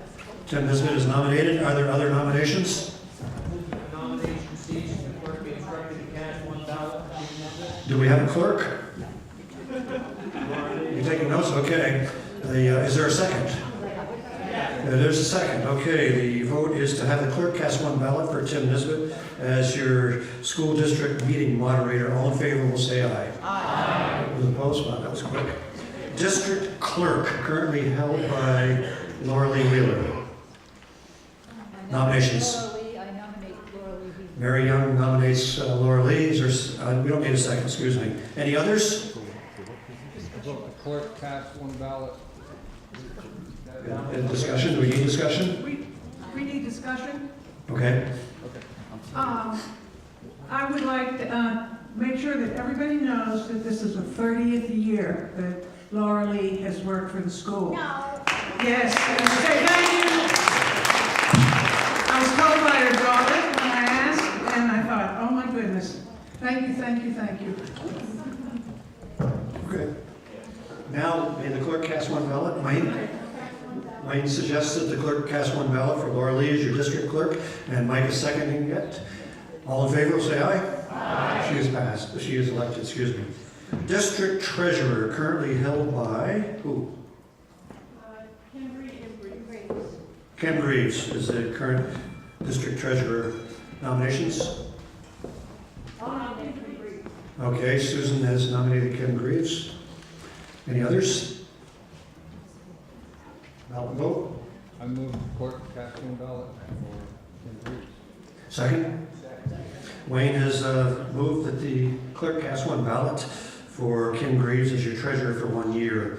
All in favor, please say aye. Aye. Those opposed? She is elected alternate district treasurer. Have we had one of these before? Yeah. Barbara. Barbara, please? Okay. Floor is open for nominations. I nominate Barbara. Susan nominates Barbara Brooke. Others? Is that a nod? That's a nod. Who said that? That was Susan Wood. Okay, Wayne? I vote for the move that the clerk cast 1 ballot for Barbara. Okay. Wayne is most, and Mike has seconded that the clerk cast 1 ballot for Barbara Brooke as your alternate district treasurer. Say aye, please, or not. Okay, all in favor say aye. Aye. Those opposed say no. Boy, nothing like being a dictator. Okay. Article 2, to elect all necessary school board directors as required by law. Is this article correct as far as the number of people we're doing? Correct. It is correct. Every one of these is correct. Correct. Okay. So we need to elect a Greensboro Town School District Director for 3 years. Nominations. I would nominate Tanya Thomas. Okay, the name of Tanya Thomas. Would she accept? Yes. She is not here. I know she would. Okay. The name of Tanya is in front of you. Other nominations for school district director? Trustee, none? Sorry? Okay, all in favor of Tanya, this is not a ballot vote, all in favor of Tanya Thomas as being the school district treasurer for 3 years, please say aye. Aye. Those opposed, say no. She's elected.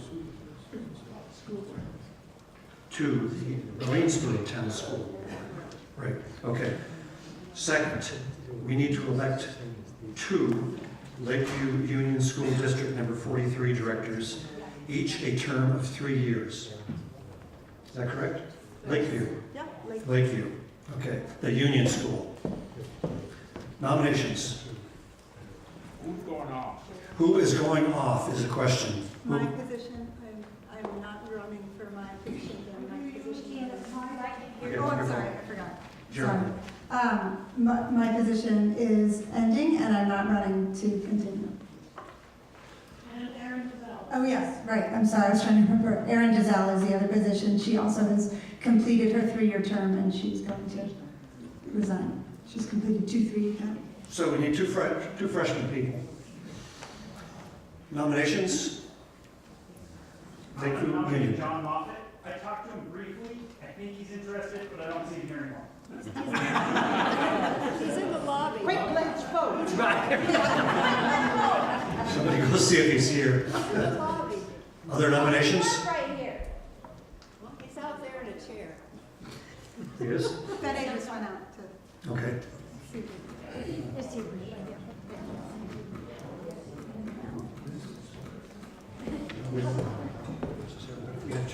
If we have 2 candidates running for 2 positions, we can do this with 1 vote.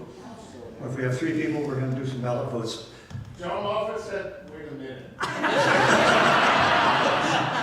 Okay, Victoria? I don't have a nomination, but I did want to just speak to this. We're talking to a number of people who haven't decided whether or not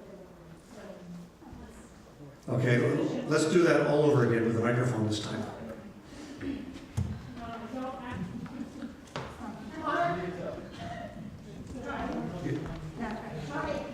I don't actually have a nomination, unfortunately, but we've been talking to a number of people who are interested but need to learn some more about the position before they agree to serve. So that's as far as we got with this. So if people have questions about it, please feel free to ask. Okay, I see John has come back in the room. John, your name was nominated for Lakeview. Would you accept that nomination? I would. Okay, there's one. Thank you. Any others? Because if we do not elect somebody here today, then it's up to the school board, I believe, correct me if I'm wrong, to appoint somebody until the next meeting of the school district. So here's your chance. Anybody like to get on the school board? I don't see anybody. Oh, here we go. Penny?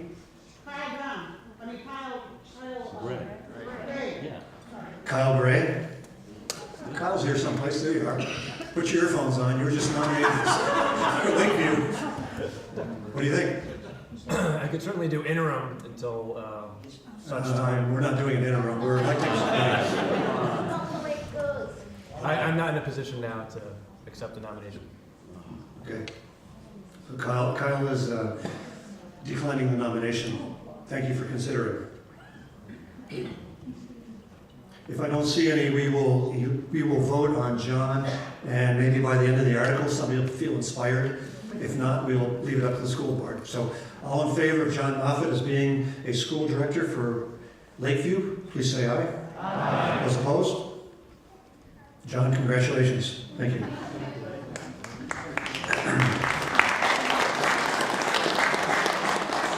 Hazen Union School District number 26, School District Director.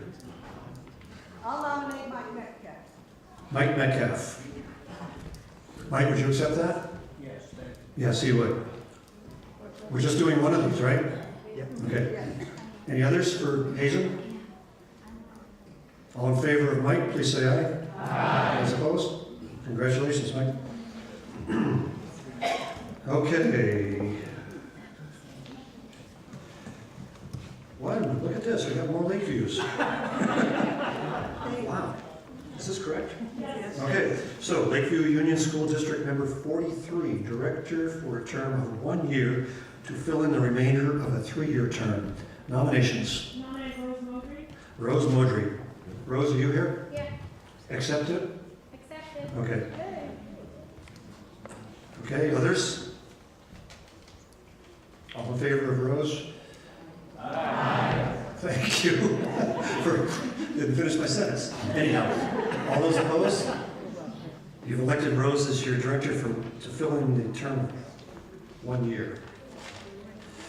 Lakeview Union School Director for a term of 2 years to refill in the remainder of a 3-year term. Nominations. Dylan? Here. I accept. You accept. Dylan LaFlamme is accepting the position. Anybody else? All in favor of Dylan as your Lakeview Director for a 2-year period, will say aye. Aye. As opposed? Congratulations, Dylan. Okay. Let's go back to Hazen Union. Anybody feel inspired to jump in? Oh, excuse me, Lakeview. Yes, you're right. Second one down. Thank you. That's why you're here. No other Lakeview people? Going once? Going twice? It's up to the board then. Whoever you are. Okay, Article 3. To see if the voters of the school district will authorize the following salaries to be paid for the officers and directors of the school district. School board chair, $0 a year. And do them all at once. School board member, $0 a year. District treasurer, $250 a year. Alternative district treasurer, $25 per pay period as needed. District clerk, $0 per year. What is your pleasure? So moved. So moved and? Second. So who made the motion? Okay, Wayne. Discussion. No. Sorry? Call the question. Okay. Ready for the question? Okay, all in favor of Article 3 as read, please signify by saying aye. Aye. As opposed? It is carried. Article 4, to hear and act upon the reports of the Greensboro Town School District officers and directors. Motion? To accept the article, maybe? Anybody? Wayne moved it. Second? Susan? Okay, discussion. This is where we talk about the reports here. And I believe the chief CFO, the chief financial officer is here as well. Is that correct? Is that your title? I've been told worse. Okay. So this is where you can ask questions about the school budget for the Lakeview town, excuse me, the Greensboro town. And the reports, any questions? Carolyn? I'd like to open by saying thank you for everyone coming and staying. And I'd particularly like to say thank you to Four Seasons who gave us a delicious lunch. We are so fortunate to have Four Seasons. When you go around the state for our 3- and 4-year-olds to go to school, they have lots of options. And there are very few options that are 5-star. And the Four Seasons are 5-star. The 3- and 4-year-olds in our community have a great luxury of having the Four Seasons. And besides that, for the kids at Four Seasons, it doesn't work for them. We also have numerous family operations to take 4 or 5 kids within the home. And for some people, that's just what their kid needs. So when we talk about the 3- and 4-year-olds, we're blessed. There are a few things I'd like to say about the Greensboro 3- and 4-year-olds. I'll be brief because I know we've been here too long already. But if you've got your book and you open it, at the top there's a box, and in that box, the other thing I should do is introduce the board. The The members of our board are Sarah Lee, and she's been serving on school boards for the last 6 years. And she'll be stepping down for Hazen, but she'll be here for another year. Lakeview will be here at Greensboro for another year. And we have McNeil, who's been here for 1 year and will continue. And the CEO for everybody in the OSSU to answer questions. If you have specific questions about the numbers that we can't answer, I'd like to introduce Rick Pembroke, who does a great job with the numbers and has straightened out all the numbers for all the 6 schools and for the OSSU. Let's talk to him. Okay. Am I supposed to keep talking? Talk as much as you want, you're talking about the reports. Right. What's important to know is that 3 and 4-year-olds can have 10 hours each week, and they can choose where they want to go. There are lots of complications. We won't get into it because it's only 10 hours, and most people who work have to have their kids someplace more than 10 hours a week. But to get to the nitty-gritty, if you open your books at the top, there's a box, and in that box, and that's on page 59, there's 11, 7, and 6. And that 11, 7, and 6 represents the number of bodies of kids that we have that are 3 and 4-year-olds. And a few years ago, it was 11. It's projected to be 6 for the next 2 years. On one hand, this is, we were supposed to have 7, we have 6. So when you look at the numbers, we have extra money because we didn't spend all the money that we budgeted last year. And of that money, we paid down what our tax rate was going to be, and then we put some of the money away for next year because we hope that we'll have more kids and that we won't have to raise taxes, but we'll have a little snooker of money set aside to pay for them. So there are a lot of numbers, there's a lot of jargon, but the 2 most important numbers in here are the number of kids we have, which are declining, and then when you look over on page 66 at the bottom, at the very bottom in gray, it's the effect on our tax rate, which is what everybody wants to know because everybody wants to have their taxes cut. You'll pay $4.71 more per $100,000 on your tax rate this next year. The other thing, did anybody have any questions about that? Less. That's in the parentheses, sorry. We're paying less. So, any other questions about the numbers? All the numbers in those pages have another page that explains the numbers. And if you've got questions about that, Rick can answer them now and you can catch them afterwards. Any questions? The other thing that we've done, the Greensboro School Board, is that by law, Act 46 falls under the Greensboro School Board. And we spent the past 2 years trying to figure out how can we consolidate, which is what the state wants. We couldn't figure out a way to consolidate. Numerous meetings met within the OSSU, met outside the OSSU. And the results was that each town wrote a report, and that report got put together by the OSSU and they got sent to the Agency of Education.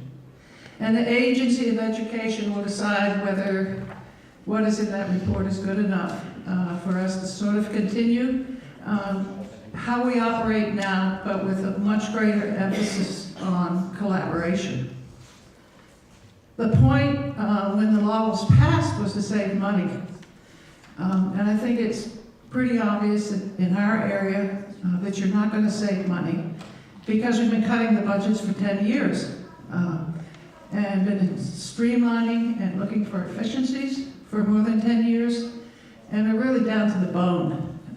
Any more cutting that gets done will really hurt the programs and the kind of education we want our kids to have. So on Thursday, I think, members from all the schools will go over to Montpelier, and they will meet with the secretary, and they'll figure out what they think about the report that we sent in. And I just have two things to say. One is that I think it is my opinion that they want to close small schools. And they think that closing small schools will save money, and they haven't figured out other ways. And Greensboro is at the tipping point. Because we have a declining student population, because the state really wants to close small schools and doesn't recognize that 55% of the students in Vermont go to school in rural areas. And because we're going to have to make lots of decisions if we want to keep our school, because the winds are against us. And I grew up in Greensboro in the summers, and every time I turned around, you know, it was a teacher, it was a professor, it was a writer, it was a librarian, it was somebody hawking textbooks. And I grew up in the South in the winter. And what I learned in Richmond was when the political system is unfair, you stand up and fight. And I'm stepping down from the board, but I leave you with my wish that Greensboro stand up and fight for its school. Thank you.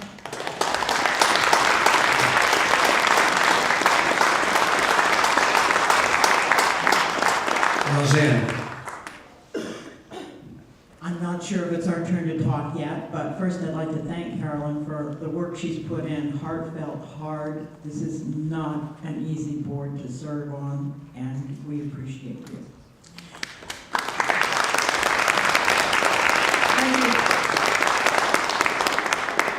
The second thing is my broken record, which I keep bringing up every year.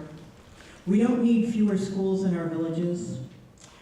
We don't need fewer school boards. What we need are fewer supervisory districts.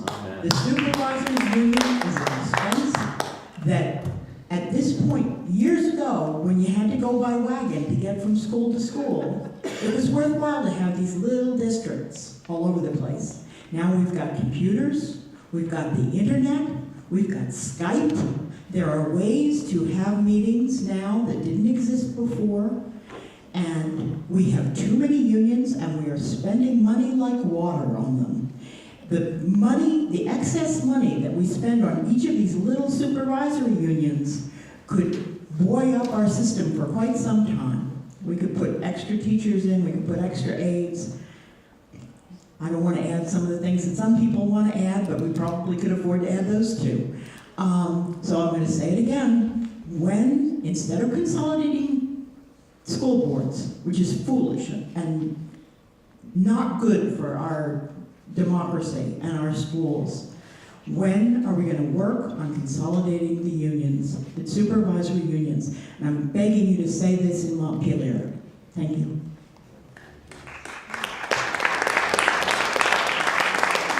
Further discussion on the printed reports?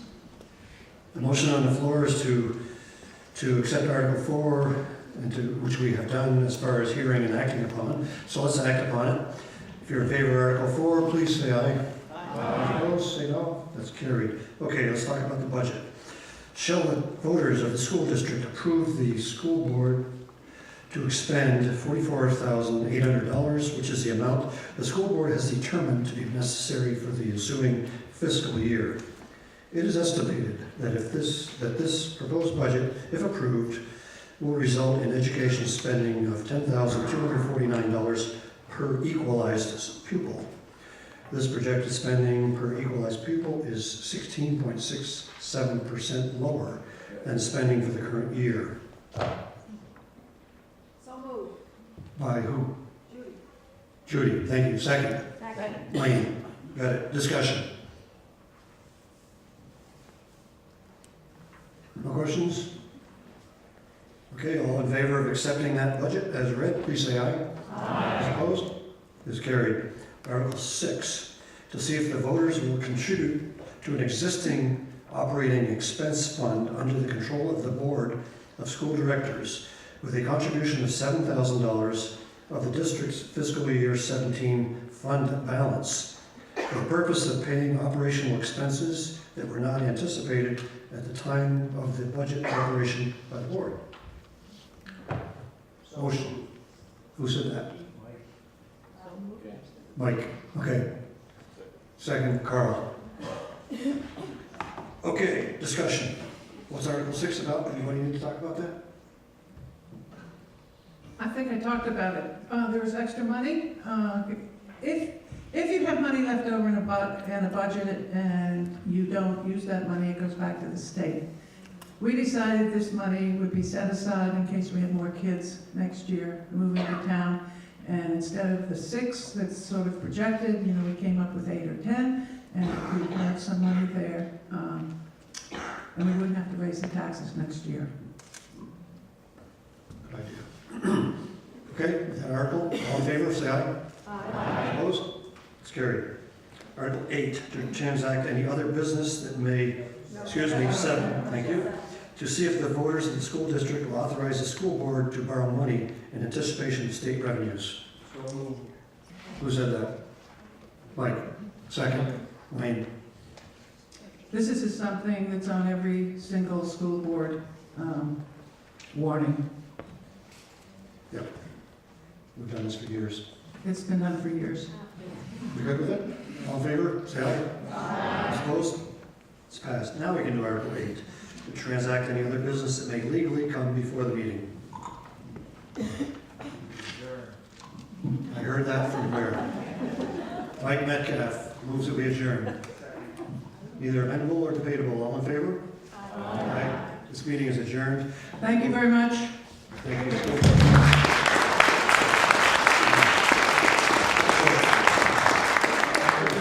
While we're shuffling chairs and getting back into the town meeting, I'd like to introduce Kevin Lehoe from the Hardwick Police Department. Kevin is a detective with the Hardwick Police, and he just has a couple words for us. Come on in.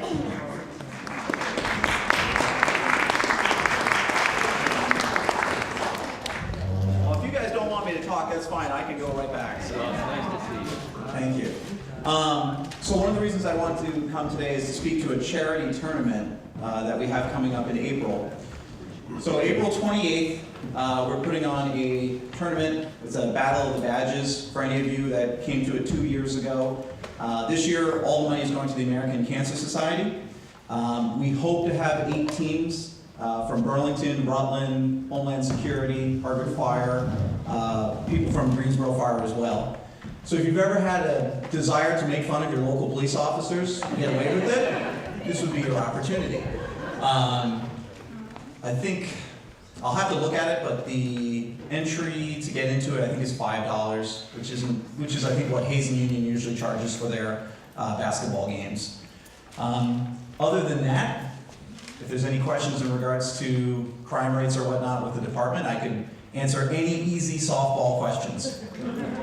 Also, if anybody wants to talk about the New York Mets this year and how good we're going to be, I could go on for 45 minutes. So. You're in Red Sox country. I'm aware of that, yes. That's why I have a gun, so just in case. So. Any questions? Questions for the police department or comments? I just had a question about how Atos is doing, the retired canine officer, and how Kubo is doing. So, I'll start with Kubo. Kubo is a fantastic dog, and if you guys have noticed, we posted on our webpage a couple fairly big drug busts that we've had off of traffic stops. So he's been a huge asset to the department. And as for Atos, he still comes to the department with the sergeant from time to time. He's not there every day. As a lot of you guys probably know, over the last couple of years, obviously his health has fallen. But no, he still makes it into the office, so which is good. He still bites my feet every time I walk by him. That's not so good, but the rest of it's all right, so. Anything else? Oh, yeah. Just a quick question. Is it accurate that Kubo does not actually have to be retrained? I don't think anybody can hear you. Leo. Oh, you don't have it? I'm all the way over here. Oh, Judy's got it, okay. All right, that's right. Is it accurate that Kubo doesn't actually have to be retrained with the new marijuana laws? That's correct, that's correct. I don't think, quite frankly, you would be able to retrain him anyway, just because once he's learned that scent, you can't undo that. So fortunately, when he went through the academy with Officer Tatro, that wasn't a part of what he'd be looking for on traffic stops.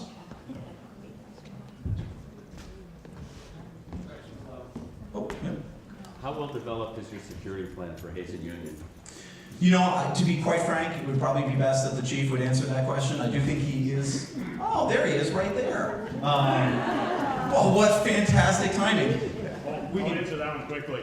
Aaron, come on, use the microphone, you're gonna have to arrest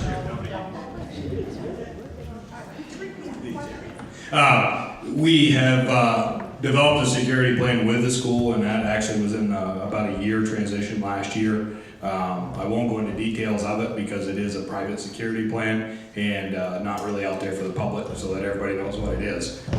You just have to trust me that, you know, we have worked on it with the school. They actually involved us quite extensively in recommendations and so on with the superintendent's office. Nothing is fail-proof, unfortunately, but we hope we've done the best we can in getting those safe. Yeah.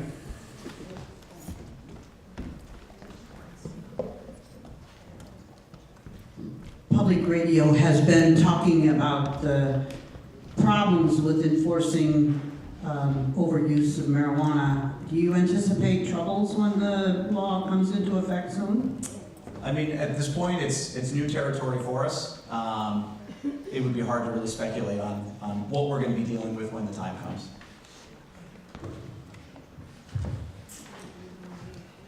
Any other questions for the Hardwick Police? Yes, Tara.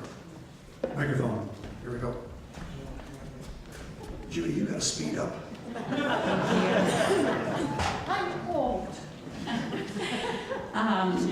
Thank you, Detective Lehoe and Chief Cochran for coming to our meeting, and I appreciate the involvement that you both have had with the community allies work that's happening in the Hardwick and Greensboro community. And this spring we're hoping to have a conversation in the community around addressing racism in the community. And I wanted to know if either of you would be willing to speak to the the incident that happened at the barn in Jasper Hills Barn, and if there are other incidents of racism in the community that are coming to light in your detective work, or if if you would be able to commit to being a part of this conversation to address racism in our community.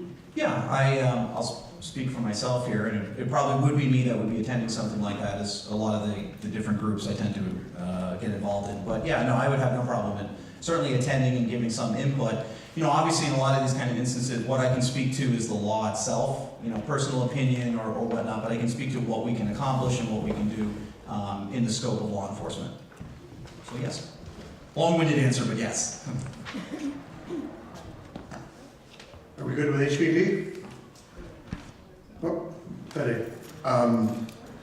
This is still regarding school safety, different aspect. I drive school buses for Lakeview, and I just wanted to say that I really appreciate the HPD presence there when we drop off kids and pick up kids, because I mean, I haven't been doing this for many years, almost like 6, 7, 8 years, but I feel like drivers have become less disciplined than they used to be, and we've had some serious issues of cars going by the school when we're picking up kids and dropping them off. So when their presence is there, none of these accidents happen, and it's very much appreciated when they're there, so thank you. Thank you. Okay, we good with the police? Nobody wants to talk about the Mets? No? Who are they? Okay. Missed opportunity for you folks. Thank you very much. Is it going to be a Subway World Series? You know, it would be nice, but last time we lost, so I don't really look back on that very fondly, so. Okay. Article 4. Article 4, elections. We left off electing a trustee for public funds, 3-year term ballot vote. Currently, that position is held by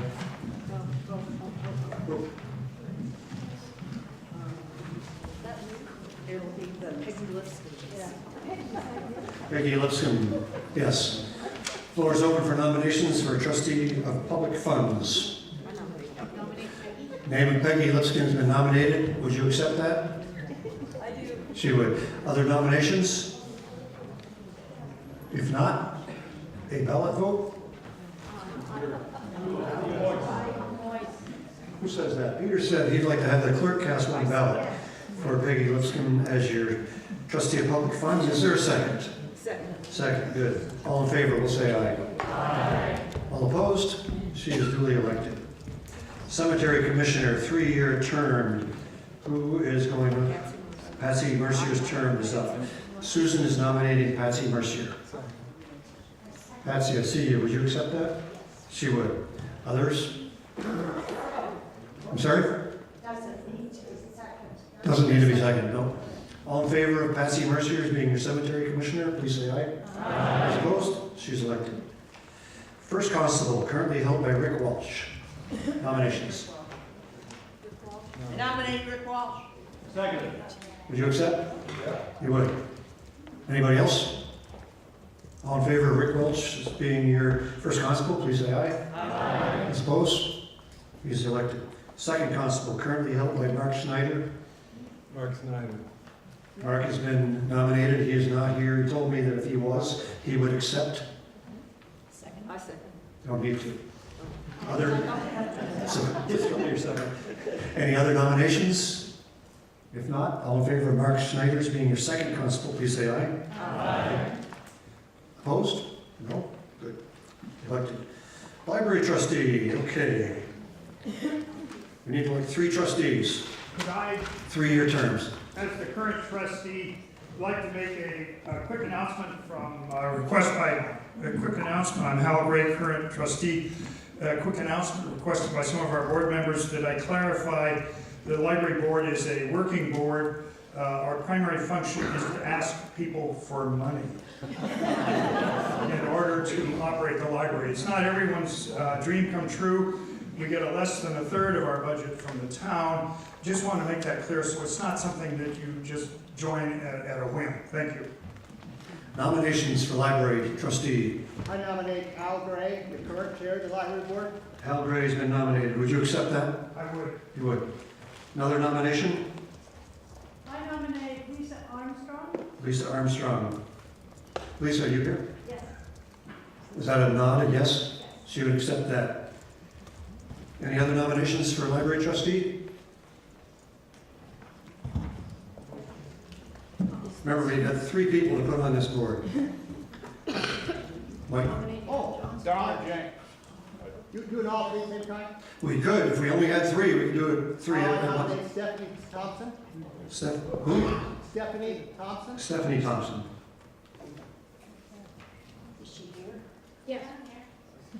Is that and you would accept that? Okay. Are there others? You reported them for different terms. These are all 3-year terms. It says, the third one now says 2 years, but apparently, or 1 year, but apparently that's a 3-year term. Is that correct? So we have three positions to elect 3-year terms each. Ken Johnson, if he's still willing to serve. So Judy is nominating Ken Johnson. He says no. So if there are no more, we could vote the slate of 3. If we have more, we can continue. I move that we just vote the slate of 3. You do what? vote these slate of three for the three. Okay. So you'd like the nominations to cease? Okay, yes. Laura Lee would like the nominations to cease and that we vote the slate of three at once. Is everybody okay with that? Anyone else want to jump into the fray? Okay. So to make it legal, your motion is that the nominations close and that the town cast a ballot for all three positions, that being Hal Gray, Liser Armstrong, and Stephanie Thompson. Is there a second to that? Second. All in favor of that motion? Aye. Those opposed? Okay, so you've elected 3 library trustees in a record amount of time. Collector of delinquent taxes, this is a ballot vote, a 1-year term, currently held by Janet Long. Janet Long is nominated. I second it. Any others? Move the clerk cast one ballot. Second? Second? Second, okay. There's a motion on the floor that the nominations cease and that the clerk casts 1 ballot for Janet Long as your collector of delinquent taxes. All in favor, please say aye. Aye. Those opposed? She's elected. Okay, town agent, currently held by David Smith. Oh, my nominations from everywhere for David Smith. Would you accept that? Yes. Yes. Anybody else? Be the leader of the parade. Okay, all in favor of David Smith being your town agent for a year, please say aye. Aye. Those opposed? Is it elected? Town grand juror, also held by David Smith. I nominate David Smith. Who did that? Mike McAllister. Second. Anybody else? Looks like he's running unopposed. Anybody, all in favor of David Smith being your town grand juror for 1 year, please signify by saying aye. Aye. Those opposed? None of them. Okay, he's elected. We have made it through 4 articles. All right, now we're going to get into Article 5. These are the appropriations. And we'll go down through these one at a time. We can change them up or down. At the end, when we're all through the discussion, we'll vote the bottom line. So, shall the voters of the town of Greensboro appropriate the following sums to the outside agencies listed below? So moved. Moved and? Second. Thank you. Can I talk to it? Can you talk to it? Certainly. Whoever made the motion. I did. I may be behind the microphone. Microphone. Give that to Leo.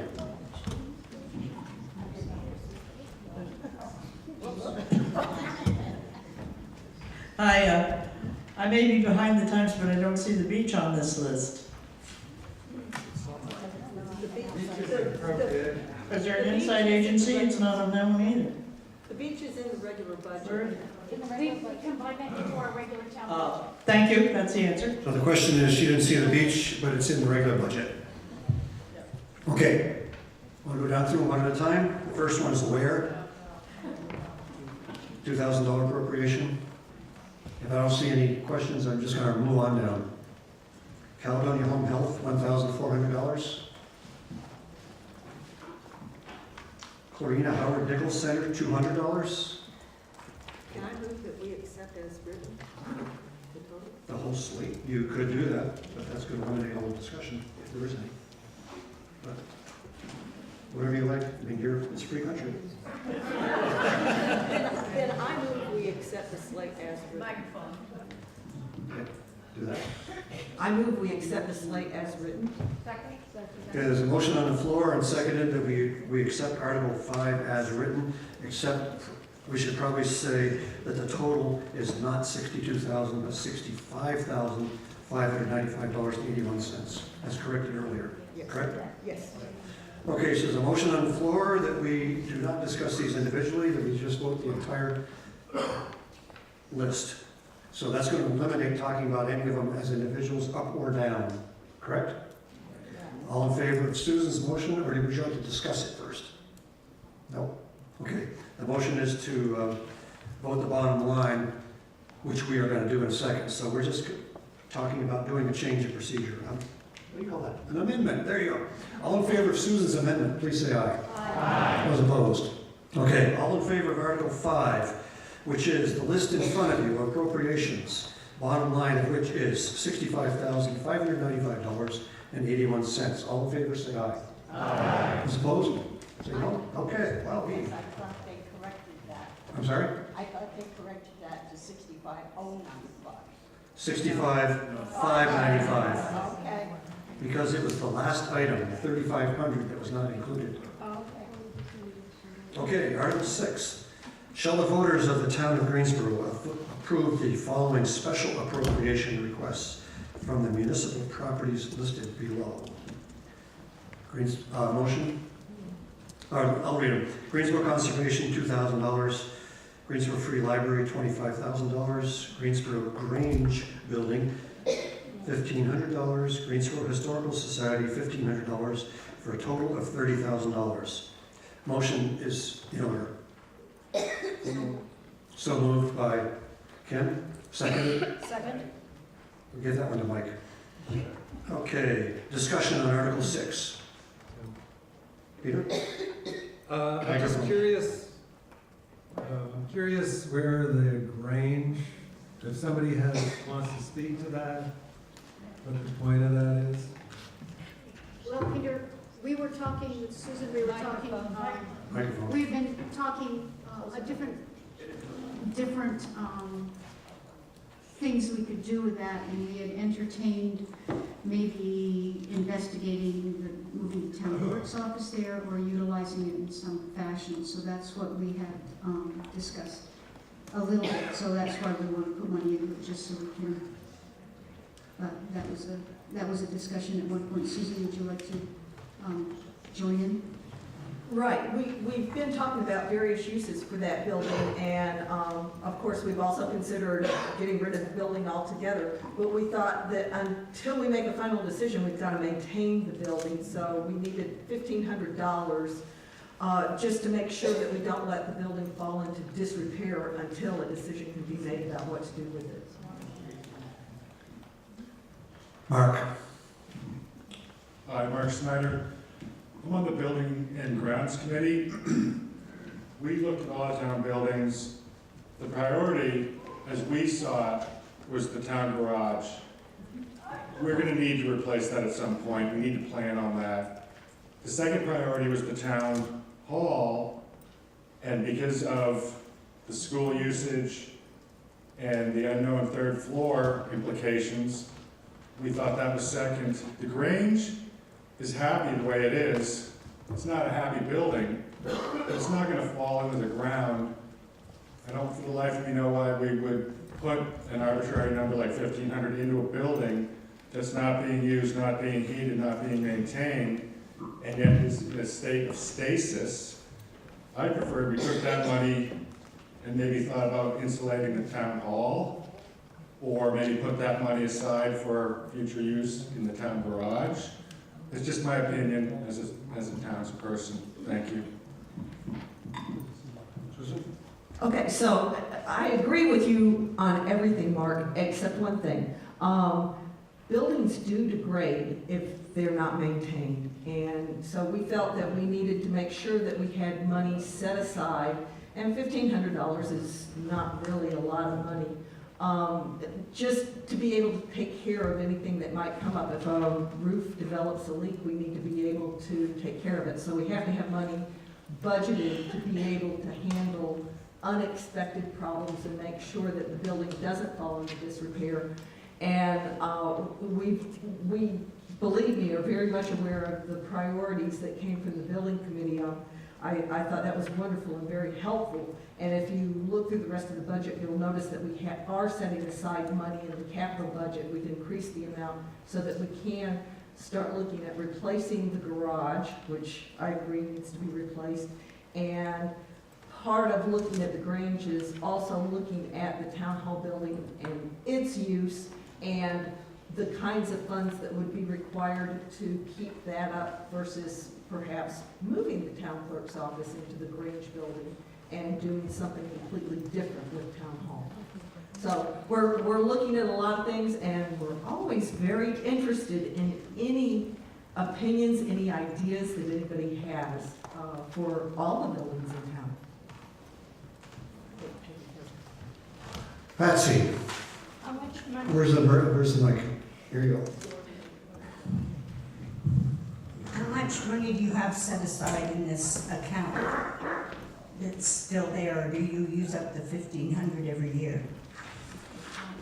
No, we don't necessarily use up the money every year. We have two different kinds of budgets. We have a capital budget where we set money aside that can grow over time. And then we have our annual operating expense budget, and this is the operating expenses, just meant to take care of things that come up now to take care of that building, whereas the capital budget, we're trying to grow that so that we can do some big projects. But do you have an amount that you have in a budget? I'd have to look at what the treasurer put in here as the amount. I'm not sure exactly how much is in the capital budget account right now. Does anybody know right off the top of their head what's in there? I think Kim's trying to look it up. I'm not familiar with all of the capital budget, but I hate to take up time. If you want, Patsy, if you want any answer, I will try to figure this out. I'm not familiar with our capital budget. I will do this, so it would take me a minute to look through it to figure it out. So I'm sorry. So it's going to take me a minute to figure the capital budget out because I didn't do that. So if anybody wants to ask it later, I'll try to figure this out after, if you have patience. I think the other answer to Patsy's question is if we put 1,500 in the operating budget and we don't spend it, it doesn't carry over to the next year. Oh, okay. Penny, where's the mic? Good. I am delighted to hear that you are considering helping out our town clerk's office. I have been underneath when the kids are upstairs. I have been upstairs when the kids need to be more quiet. It is like working with a drum section practicing above you. Yes. And I feel like our people would be more efficient and keep their sanity a little longer if we did help out that problem somehow. And maybe it is moving them to the Grange, I don't know, but I'm glad to hear that you're considering helping out our town offices. I assume that the school is going to have to continue to use the upstairs, and that problem is not going to diminish from the thundering and rumbling and drumming. These kids are being as quiet as kids can be, really. It just thunders down there. Thank you. Ready for the question? More discussion? Okay, the question is, Article 6, shall the voters of the town of Greensboro approve the following special appropriation requests from the municipal properties listed below? Greensboro Conservation of $2,000, Greensboro Free Library of $25,000, Greensboro Grange Building of $1,500, Greensboro Historical Society $1,500, total of $30,000. If you're in favor, you'll say aye. Aye. Opposed, will say no. The ayes clear that. Okay, Article 7, shall the voters approve the proposed budget in the amount of $1,912,657.67, which contains the necessary amount required by law and proposed expenses for fiscal year commencing July 1, 2018. This budget amount includes the outside and local appropriations requests. And should that number go up by $3,500? No, I believe. Was that correct? I believe, Mike? That was. That was Gary. That was included? Gary, you did the math and you said this number was right, didn't you? Yeah. So we believe that number is correct? Okay? Motion. Who said that? Larry? We'll give it to Larry. There we go. Second? Mike. Who seconded? Mike. Budget discussion, Article 7. Up or down? We can change line items in this if we like. Victoria.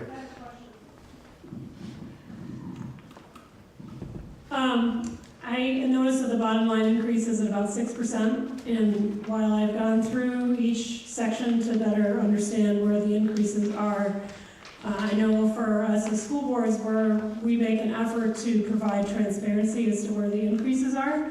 And I would like to have a better understanding of where the 6% increase is, what's it caused by. And I would also the second part of my question might become a moot point, but I know for us as school boards, we were asked by the governor to hold our increases to under 2.5% this year, because he didn't want additional taxes and he didn't want us to be spending more. And recognizing that the education tax is a big part of everybody's tax bill, we made a really concerted effort to keep our increase to only 1%. And I would ask if we could have some clarity as to how we're at 6% on the town budget, even though I know the municipal rate is a small part of our overall tax rate. Thank you. I guess. Do you want to? Okay. Well, a variety of things went into the budget and the increase in the budget, and believe me, we did try to be very transparent with all of this. We were faced with the same mandate you were from the government about the 2.5%, but I can say that several things have added up to the increase in the budget. Payroll has gone up, healthcare has gone up, the cost of the materials for the garage has gone up, and as everybody knows, in dealing with our roads, we're trying desperately to keep them up and improve them where we can, which costs additional materials. We have been increasing our capital budget, what we're setting aside for the capital budget, because as our buildings committee can tell you, our properties have not been maintained the way I think that they should have, and I think we had full agreement among everybody working on the budget that we needed to be funding this better to be prepared for taking care of our buildings. And those were the main places where our increases occurred. But if you look at the final column, the column on the far right in the budget, and it shows the percentage of change on each of the items, you can see where the big hits were. So yeah, we were trying to be as transparent as possible. Were there specific line items you were concerned about? Sure, I guess the 24% increase for planning and zoning. Okay, so for the question was about planning and zoning, and that there was a 24% increase. And what we did this year, we talked to each of the committee chairs, and when we spoke with the planning and zoning chair, a couple of things were going on there because the work on the new plan, what do they call that? The town plan that has to be redone every several years. They have some expenses that are one-time expenses this year that they need to have us pay for so that they can have a complete town plan ready that I think is going to be published in 2020. 2019. 2019. Okay.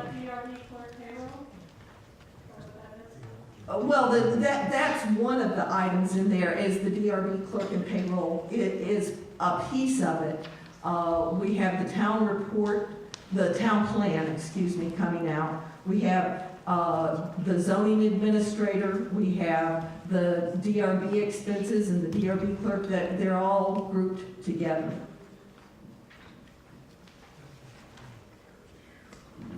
DRB clerk was changed from a basic stipend for each meeting to an hourly rate because there was considerable time that our clerk was being invested into doing some of these extensive permits requests.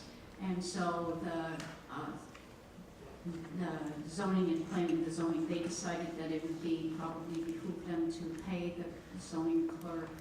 Kim, you need to pull the mic in. I'm sorry. They decided to, instead of paying them like a $25 stipend for all the work, which is posting and mailing and doing all the minutes, that they decided that it should be an hourly wage on the time that they are doing this. this job for each of the extensive permits. Sometimes there's a lot of work involved. Jan's done a great job. So that was changed from a stipend from like $35 to a meeting to an hourly rate, and that's part of the increase right there. Sean has volunteered also to give us some information because he served on both the select board and the DRB, so he has extra insight. So basically, as we began to explore the realities of that position, we all owe an enormous debt of gratitude to Jan Travers. When we realized the amount of time and work that she was putting into that job, it just wasn't realistic to have it be essentially volunteer anymore. I mean, she wasn't even recouping expenses for the driving and posting, especially if it was a multi-tenant meeting where we actually had to have 2 meetings on the same application. And so what we did was actually started to do some research on some comparable positions across the state, and including using some information on the amount of work and time that goes into other clerking positions, like for the select board clerk. And it's really very similar, except for the additional research and documentation that has to go together for each of the applications. They're becoming more and more complex with every application that comes through the door. So we sought to make that a more professionalized position and pay by the hour, if that makes sense. Ken, wait. Okay, there you go. Okay, there you go. Have we changed the charge we have for those applications? It sounds like this is an application of getting more complex. Have we changed the rate we charge for those applications? Yeah, that actually is a really good question. So we have started exploring what that change needs to be and whether or not it gets fairly complicated because we have some limitations from both Act 250 and the state. But we are starting to explore what those rates would have to be to offset this need, including potentially graded requests. Some of the requests that come through are very simple, and many are pretty close to a pass-through, and some can be decided by the zoning administrator themselves. It doesn't require a review of the board. And so we've begun to explore what those rates and whether or not they would need to be gradated to support this additional lift. Yeah, it's just that we haven't actually decided on what those rates need to be yet.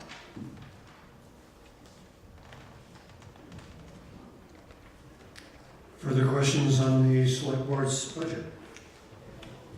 Ready for the question? Anybody like a ballot vote? 7 or more? I don't see 7 hands. Okay, so the question in front of you at this point is a voice vote. Shall the voters approve the proposed budget in the amount of $1,912,567? That's $1 million, thank you. Who did that? $1,912,567.67, which contains the necessary amount required by law and the proposed expenses for the fiscal year commencing July 1, 2018. The budget amount includes the outside and local appropriations requests. If you are in favor, please say aye. Aye. If you are against it, say no. It looks like we passed it. Article 8.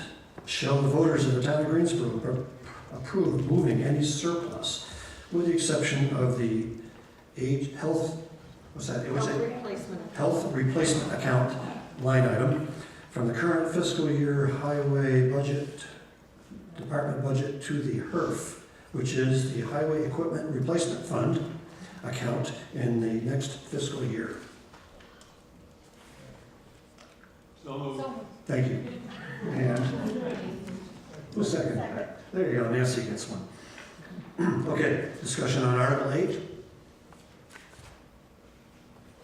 Nope.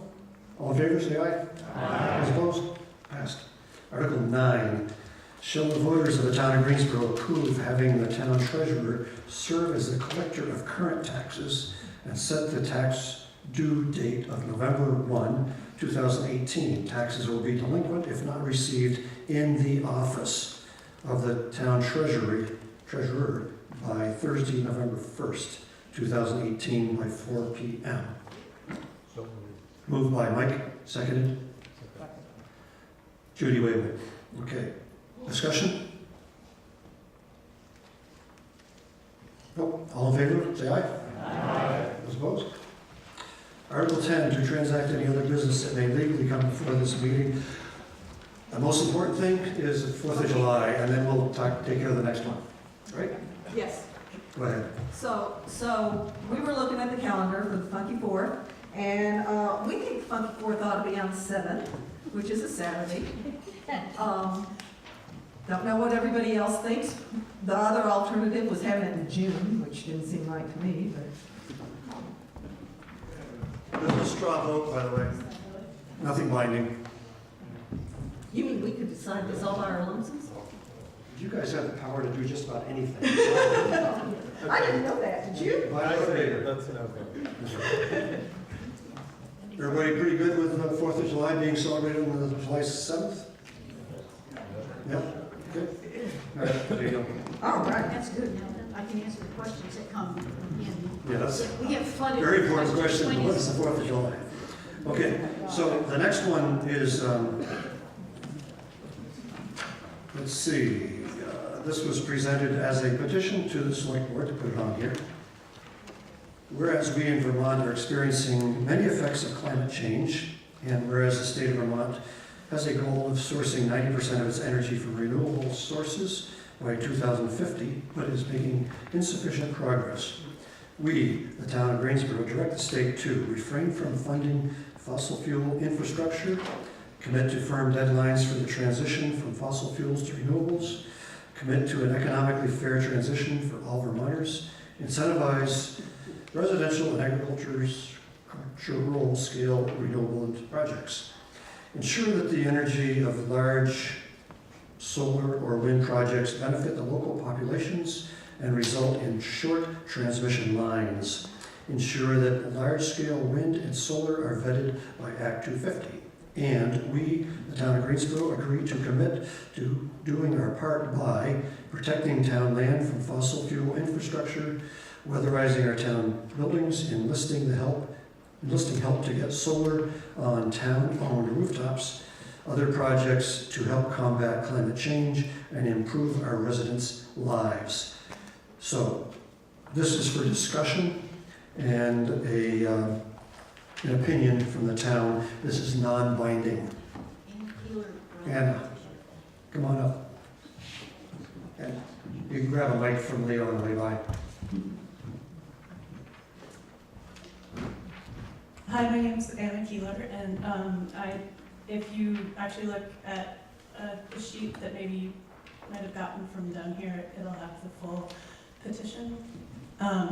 So what Tim just read was a shortened version of this whole long thing.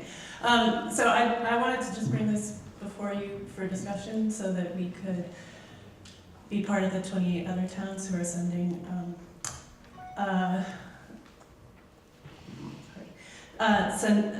just to send a message to the state that we would like to move forward into a future without fossil fuels.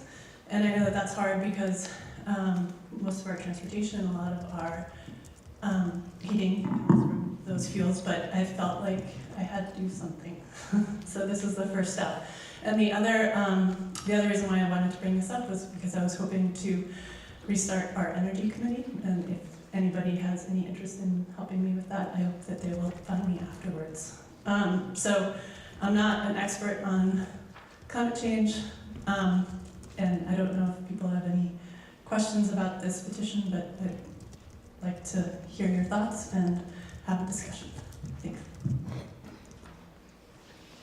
Okay, questions about this, and Anna does have the longer version of it there, which I can read. There should be or actually copies it's, Stack down there. if you need. there are some down there. Yep. Yeah, Judy? Now I'm kind of in a lame duck position, but as a member of the Energy Committee for, I think since it got started a bunch of years ago, we had a very active Greensboro Energy Committee, maybe as much as 10 years ago.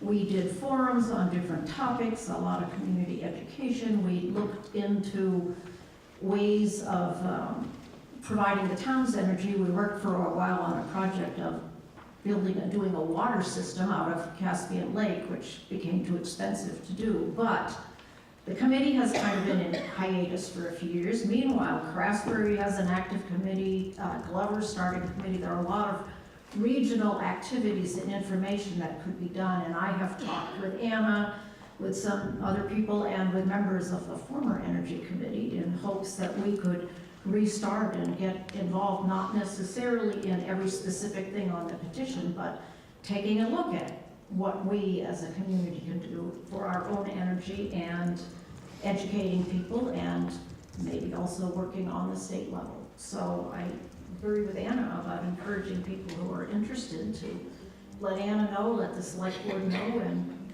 get back to work on this issue.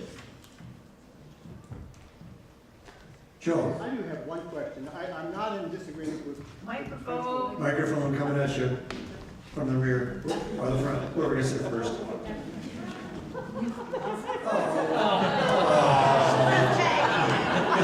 Judy wasn't here quick enough.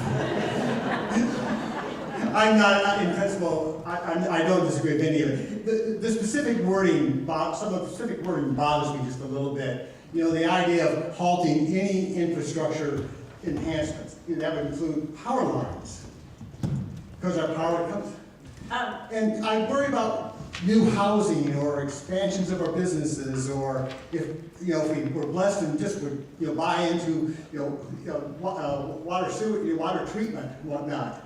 We need to be able to to provide power to these things with today's technology. Yeah, I want to make sure that it's clear that we're just halting any new or expanded fossil fuel infrastructure, so that's pipelines. As opposed to power generated by coal, right. or...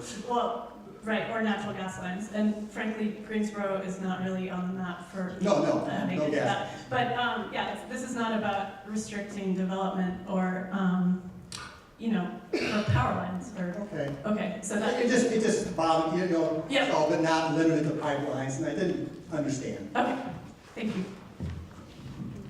Andy, right next to you, Joe. A lot of this stuff is been talked about recently in the last year or two by the planning board. And I'm asking, is what you're doing in sync with what the planning board is doing too? I think so. I just read what you've written down for your goals, and frankly, I'm not doing anything right now except vote on this. But as far as is there a coherent thing together? Dan Predpol isn't here anymore. He's right there. Oh, well. Yeah, I'm hoping to restart the energy committee and talk with the planning commission and anybody else in town who would like to help. As of right now, this is all in the future and hypothetical, but I look forward to. I encourage you to have the planning commission and the energy and an energy committee work together with what you've already done. Okay. And that's what why I was asking, is everybody on the same page yet? No, we're not. We're not even in this. Well, right now we're in the same room, so that's the first step. And then hopefully we'll get on the same page. Thank you for your question. Susan? Correct me if I'm wrong, Dan, but I think y'all are looking for some people on the commission, right? Yes, we are. Okay. Just putting a bug in your ear that they need people on the planning commission. On the planning. Yep. Sorry. David? And as I think you know, I can support this with the third section, but since I've thought about it, since you first showed it to me, one of the things that I also think is important is that the community have a very strong voice in the location of any energy producing facilities. I think it's really unfortunate that our public service, our Public Utilities Commission has imposed its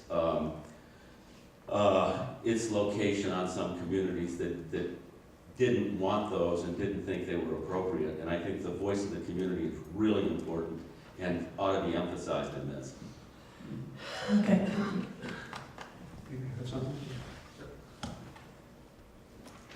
So I'm assuming that this is just kind of a guideline that will be sent to the state, and it's completely, we're completely not held responsible for any of this. Completely non-binding.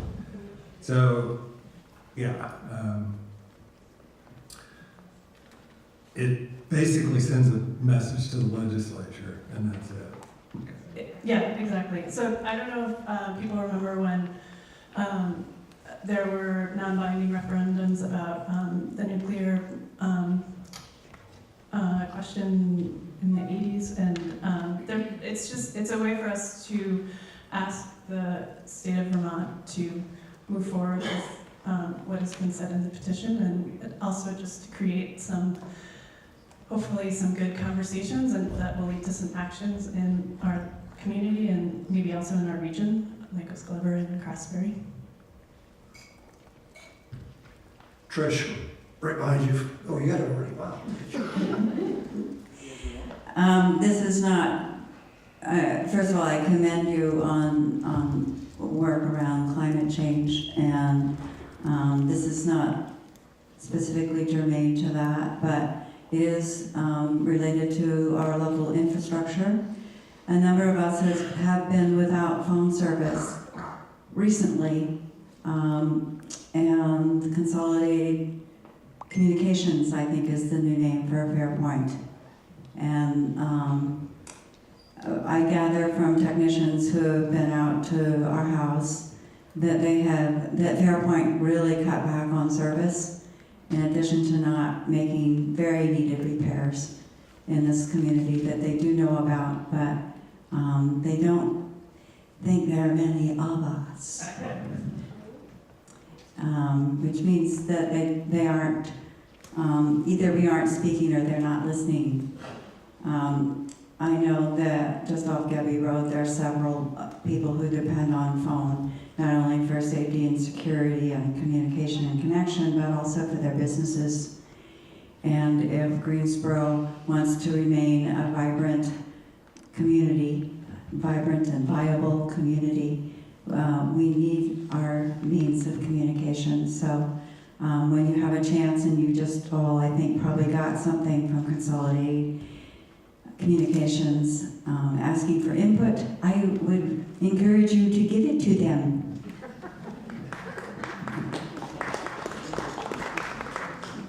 Other questions concerning this proposal? So how do we feel about this? Is this something we want to send off? Excuse me, we got Sean, okay, sorry. One comment. I just wanted to echo something that David Kelly said. Our strongest voice about renewables is actually through our Planning Commission and the DRB. The bylaws are the one way in Vermont, it's actually a very strong voice, the one way in Vermont that we can actually control how this happens. We need renewables for sure, I don't think anyone's going to debate that, but how that happens to us, we can voice our concerns and actually be part of that answer through the Planning Commission and those bylaws. Act 250, not so much. Dan, hang on. Yeah, I'm Dan Predpol, the chair of the Planning Commission. With regard to energy, that's going to be one of the major parts of the town plan, because there's a new Act 174 that actually gives townships greater leverage in deciding the siting of energy facilities in the town. It doesn't override the Public Service Commission. However, it gives us a lot more leverage that we can take advantage of. Other towns have already been involved in this, but I think it's a good step forward that gives Greensboro a lot more leverage in terms of deciding where and if to site energy facilities in the town of Greensboro, and that'll be a major part of the new town plan. I also noticed that there's still a few copies of the town plan handout over there, which means not everyone here has picked one up. Please pick it up. There's a lot of information about where we're going. Planning on purpose is better than planning randomly. Thank you. I like that. Make a good big bumper sticker. Any other discussion on this? So David? Just one quick sentence. Hang on. There you go. One thing I do like about this is that it says large industrial sized energy developments should be subjected to Act 250, like any other big commercial development. Okay. Call the question. Well, there isn't really a question to call. So it's just kind of a straw vote. Is your opinion that we should pursue this and send it off to the state, the version that Anna has? What do you think? Yes? Yes. No? I'd say the yes has it. Thank you so much.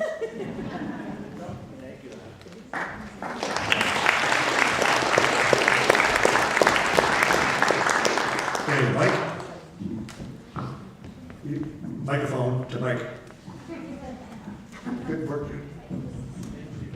I'd just like to float a suggestion that maybe for consideration by the town, and that is to, I keep hearing that we're having trouble getting recruits for the rescue squad and volunteer fire department, that maybe consideration be given by the town to maybe some reasonable tax break to those who volunteer in the rescue squad and our volunteer fire department.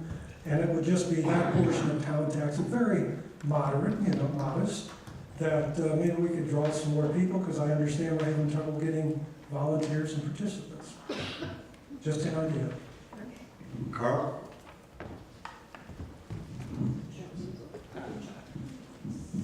Thank you, and why that's the topic. We are starting a new class in August 28th. I've started to put that on Front Porch Forum. You can get the information and respond. So we do need more members, especially in Greensboro. We need some first responders. So please consider joining that class.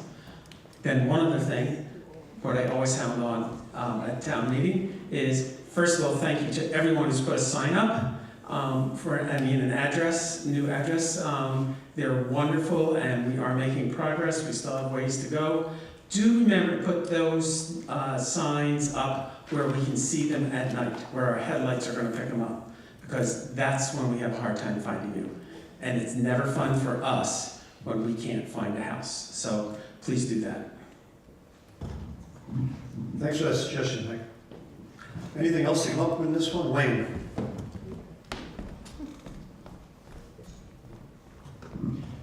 I've been looking through the town report, and something that I haven't seen is income.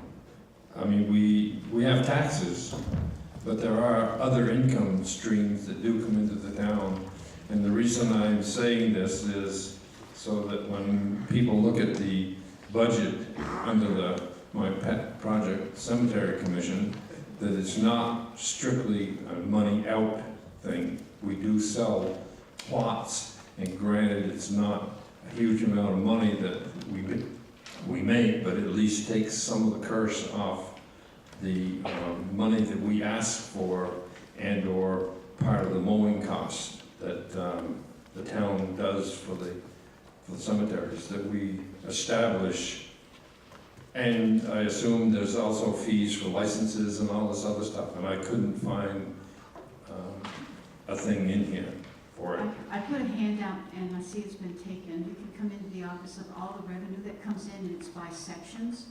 And it was down here. I guess I didn't print out enough copies, but I think I have mine here if you want it, Wayne, but I have more at the office as well. But it didn't get in the town report, but I did have it. That's what I'd like to see next year. We have in the town report, so that, because it's just one of those, everybody sees the expenses. Exactly. And it'd be really nice to see that there is something that does come in. Mark?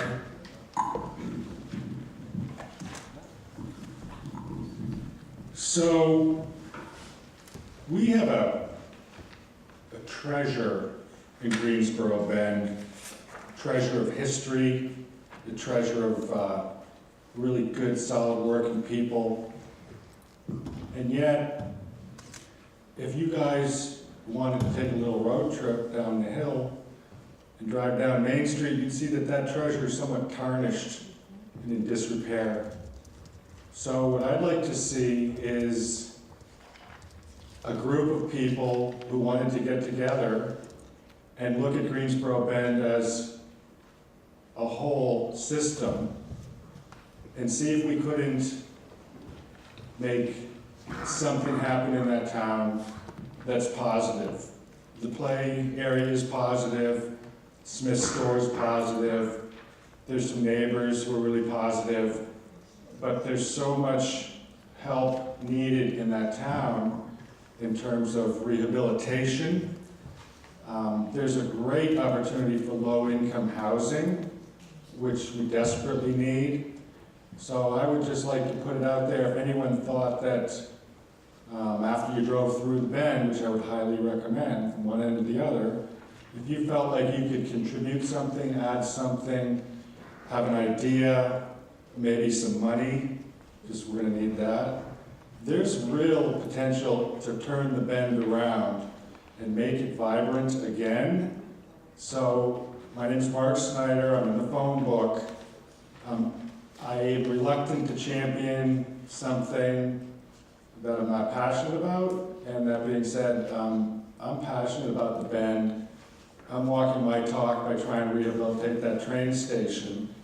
And there's tremendous opportunity down there in houses that are just derelict and abandoned that can be picked up on the cheap, can be turned into energy efficient, low income housing.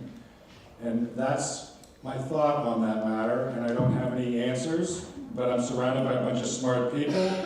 So if anyone has any ideas how we can rehabilitate the Bend, revitalize it, it would be, I think, time well spent. Thank you.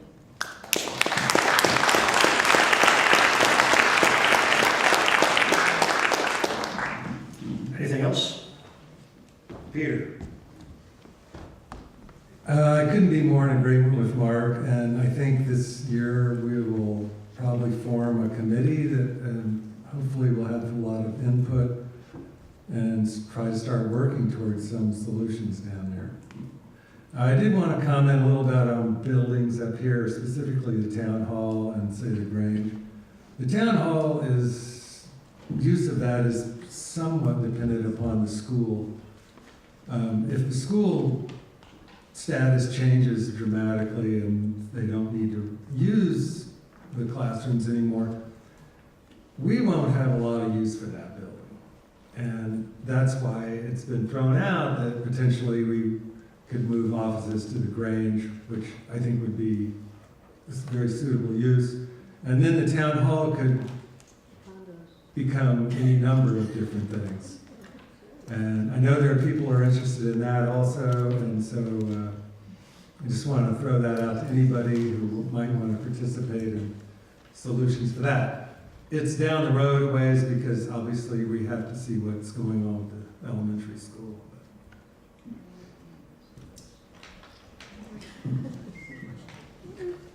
Nancy?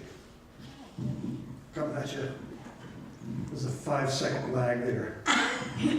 Nancy Lammert, I was just wondering, on the planning commission, Dan, is Greensboro Bend included? Any member or anybody volunteered for your commission? I don't recall if anybody lives in the Bend that's on the commission. So maybe that would be something. But I can tell you that affordable housing, workforce housing, I like to also say, is in the plan, will be in the plan, and I think Greensboro Bend is the place to really emphasize that. It does need restoration, and there's a number of things that can be done down there. Also, I have to say that the floodplain down there is a restriction, unfortunately, to development, but it's something that they're trying to find a way around. So, Mark Snyder again, I think we feel somewhat disenfranchised in the Bend. That was somebody said that while I was having lunch. It is in the floodplain. The houses that are existing can be rebuilt. So I'm not talking about a massive trailer park or some industrialized thing. I'm just simply talking about fixing up what we have. And I am a retired planning commissioner, and I would love it if we could get more people from the Bend to join that commission, because it's imperative that we're all doing this together. So thank you. I think you just got to volunteer, Dan. Hey, I have to leave, and I want to say thanks to Judy. This is Mary. Friend. There you are, okay. I want to say thanks to Judy for her time on the select board.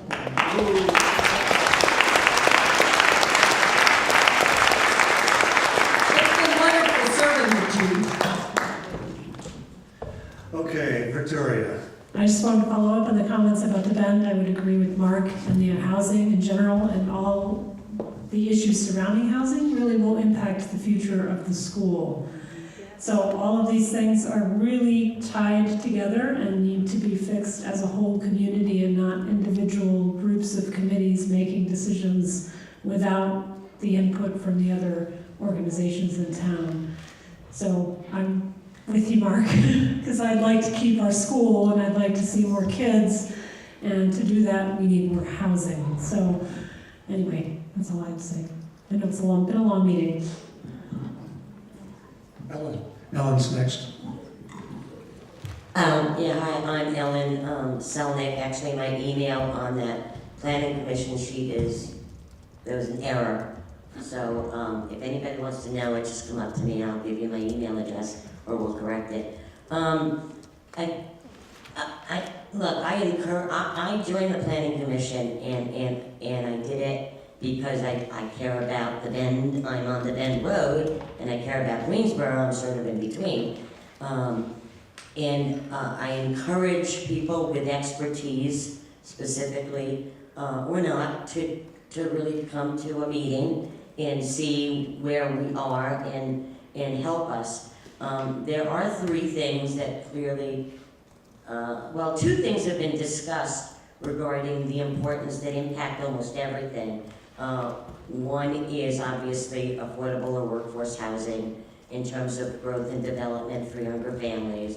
The other is internet speed. And a third that really needs to be addressed is a waste management system, because you've got your nursing home, your library, your school, and your businesses all impacted by not having one. And I know that historically that's been looked into. My question is, can a committee, because I think I read in the Gazette, be set up before, like not waiting for the planning commission or the planning commission plan to come out before, and start looking at the waste management system sooner than later?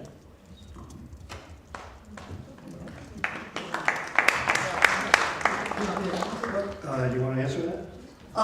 The short answer to your question is yes, we can create a committee.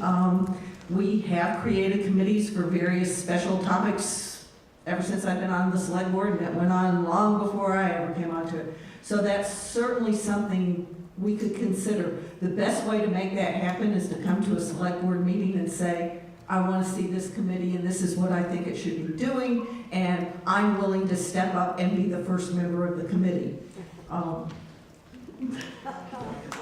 I know nothing that ever extended. Okay, Valdine. Valdine hasn't spoken yet. I just want to follow up on the conversation about Greensboro Bend. It's wonderful that there's people that are interested and we want to form yet more committees, but you have to engage and involve the people that live there. You can have all the committees in the world that you want, but if the people that actually live there aren't part of it, I don't think it's going to be very successful. So I'm hoping that there can, I don't know how you do it, but thought needs to go into coming up with a plan to make the folks that live there be a part of the plan, be a part of the planning process, be part of solving the problems. Thank you. Penny, then we're going to go over here. I'm Penny Brett Snyder, and our most passionate conversation today was about guns.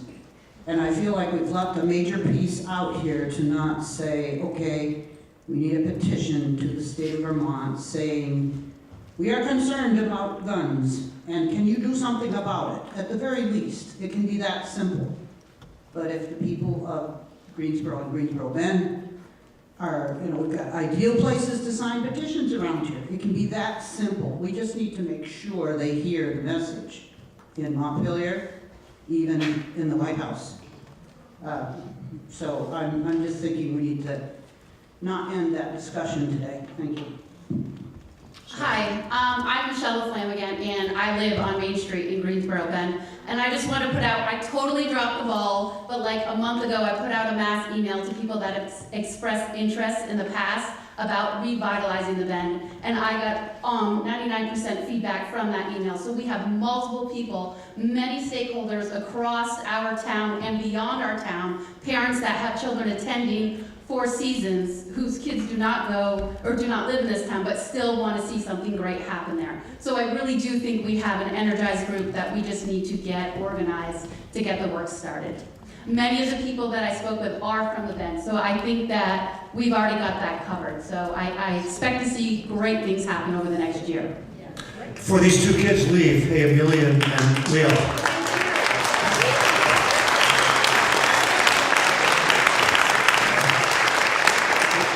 Leo and Amelia are running out because they need to go over to the Craftsbury Ski Center where they go every day of the week, I think. These guys are into racing. You're going to see their name in lights. So I'd like to thank them for running whites, along with Judy, wherever you are. Judy, you did a great job. You didn't quite keep up with it, but you're getting there.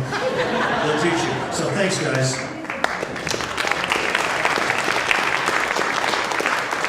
Okay, anything else? Victoria? Since I have only my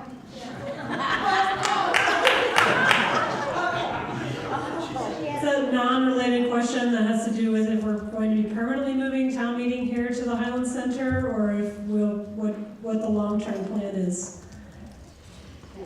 I guess I'm on the spot again. That's really up to the town. The Highland Center for the Arts is committed to making this a space that's available to the community, free of charge for events like this. We thought it was a wonderful offer on their part, and we wanted to try it this year to see how it worked. I thought there were three things that really compelled me to feel like this was the right thing to do. One was the bathrooms, two was the seats, and three was the parking.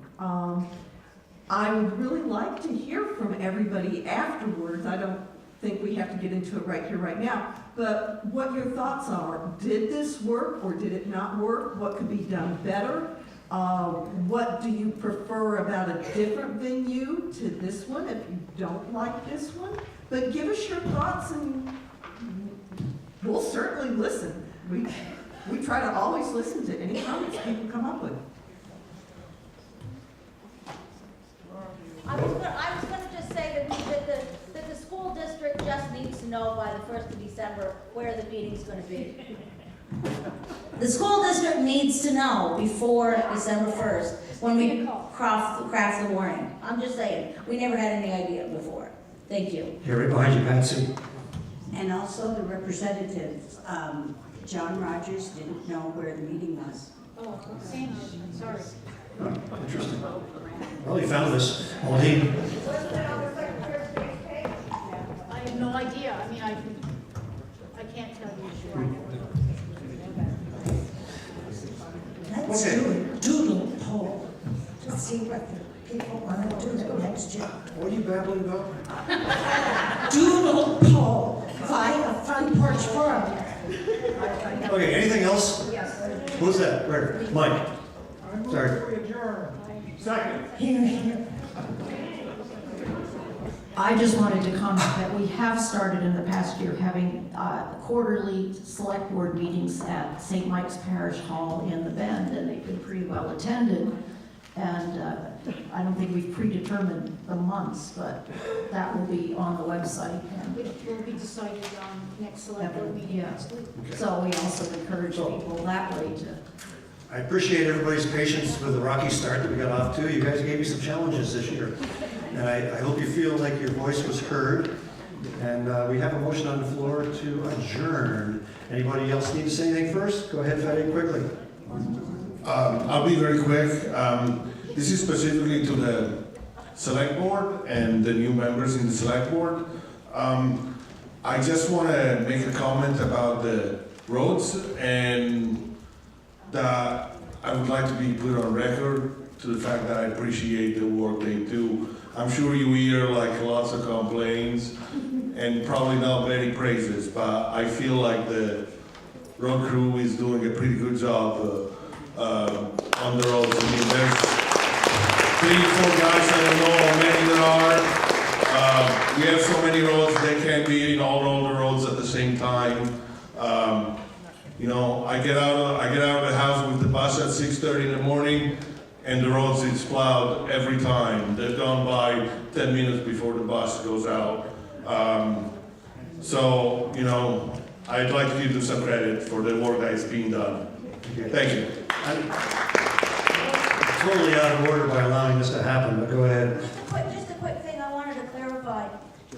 Are the fireworks actually going to be on the 7th too? I don't want to turn it on. Right, talk right into it. Yeah, okay, I did. I am. She wants to know Is the fireworks going to be that same night, July 7th, as the Funky 4th? I will talk to North Star. I'm just saying, we usually say Talk it. to North Star to make sure. Yeah, okay. Okay, Thanks. are we done yet? All in favor of adjourning? Those opposed? See you next year, thank you.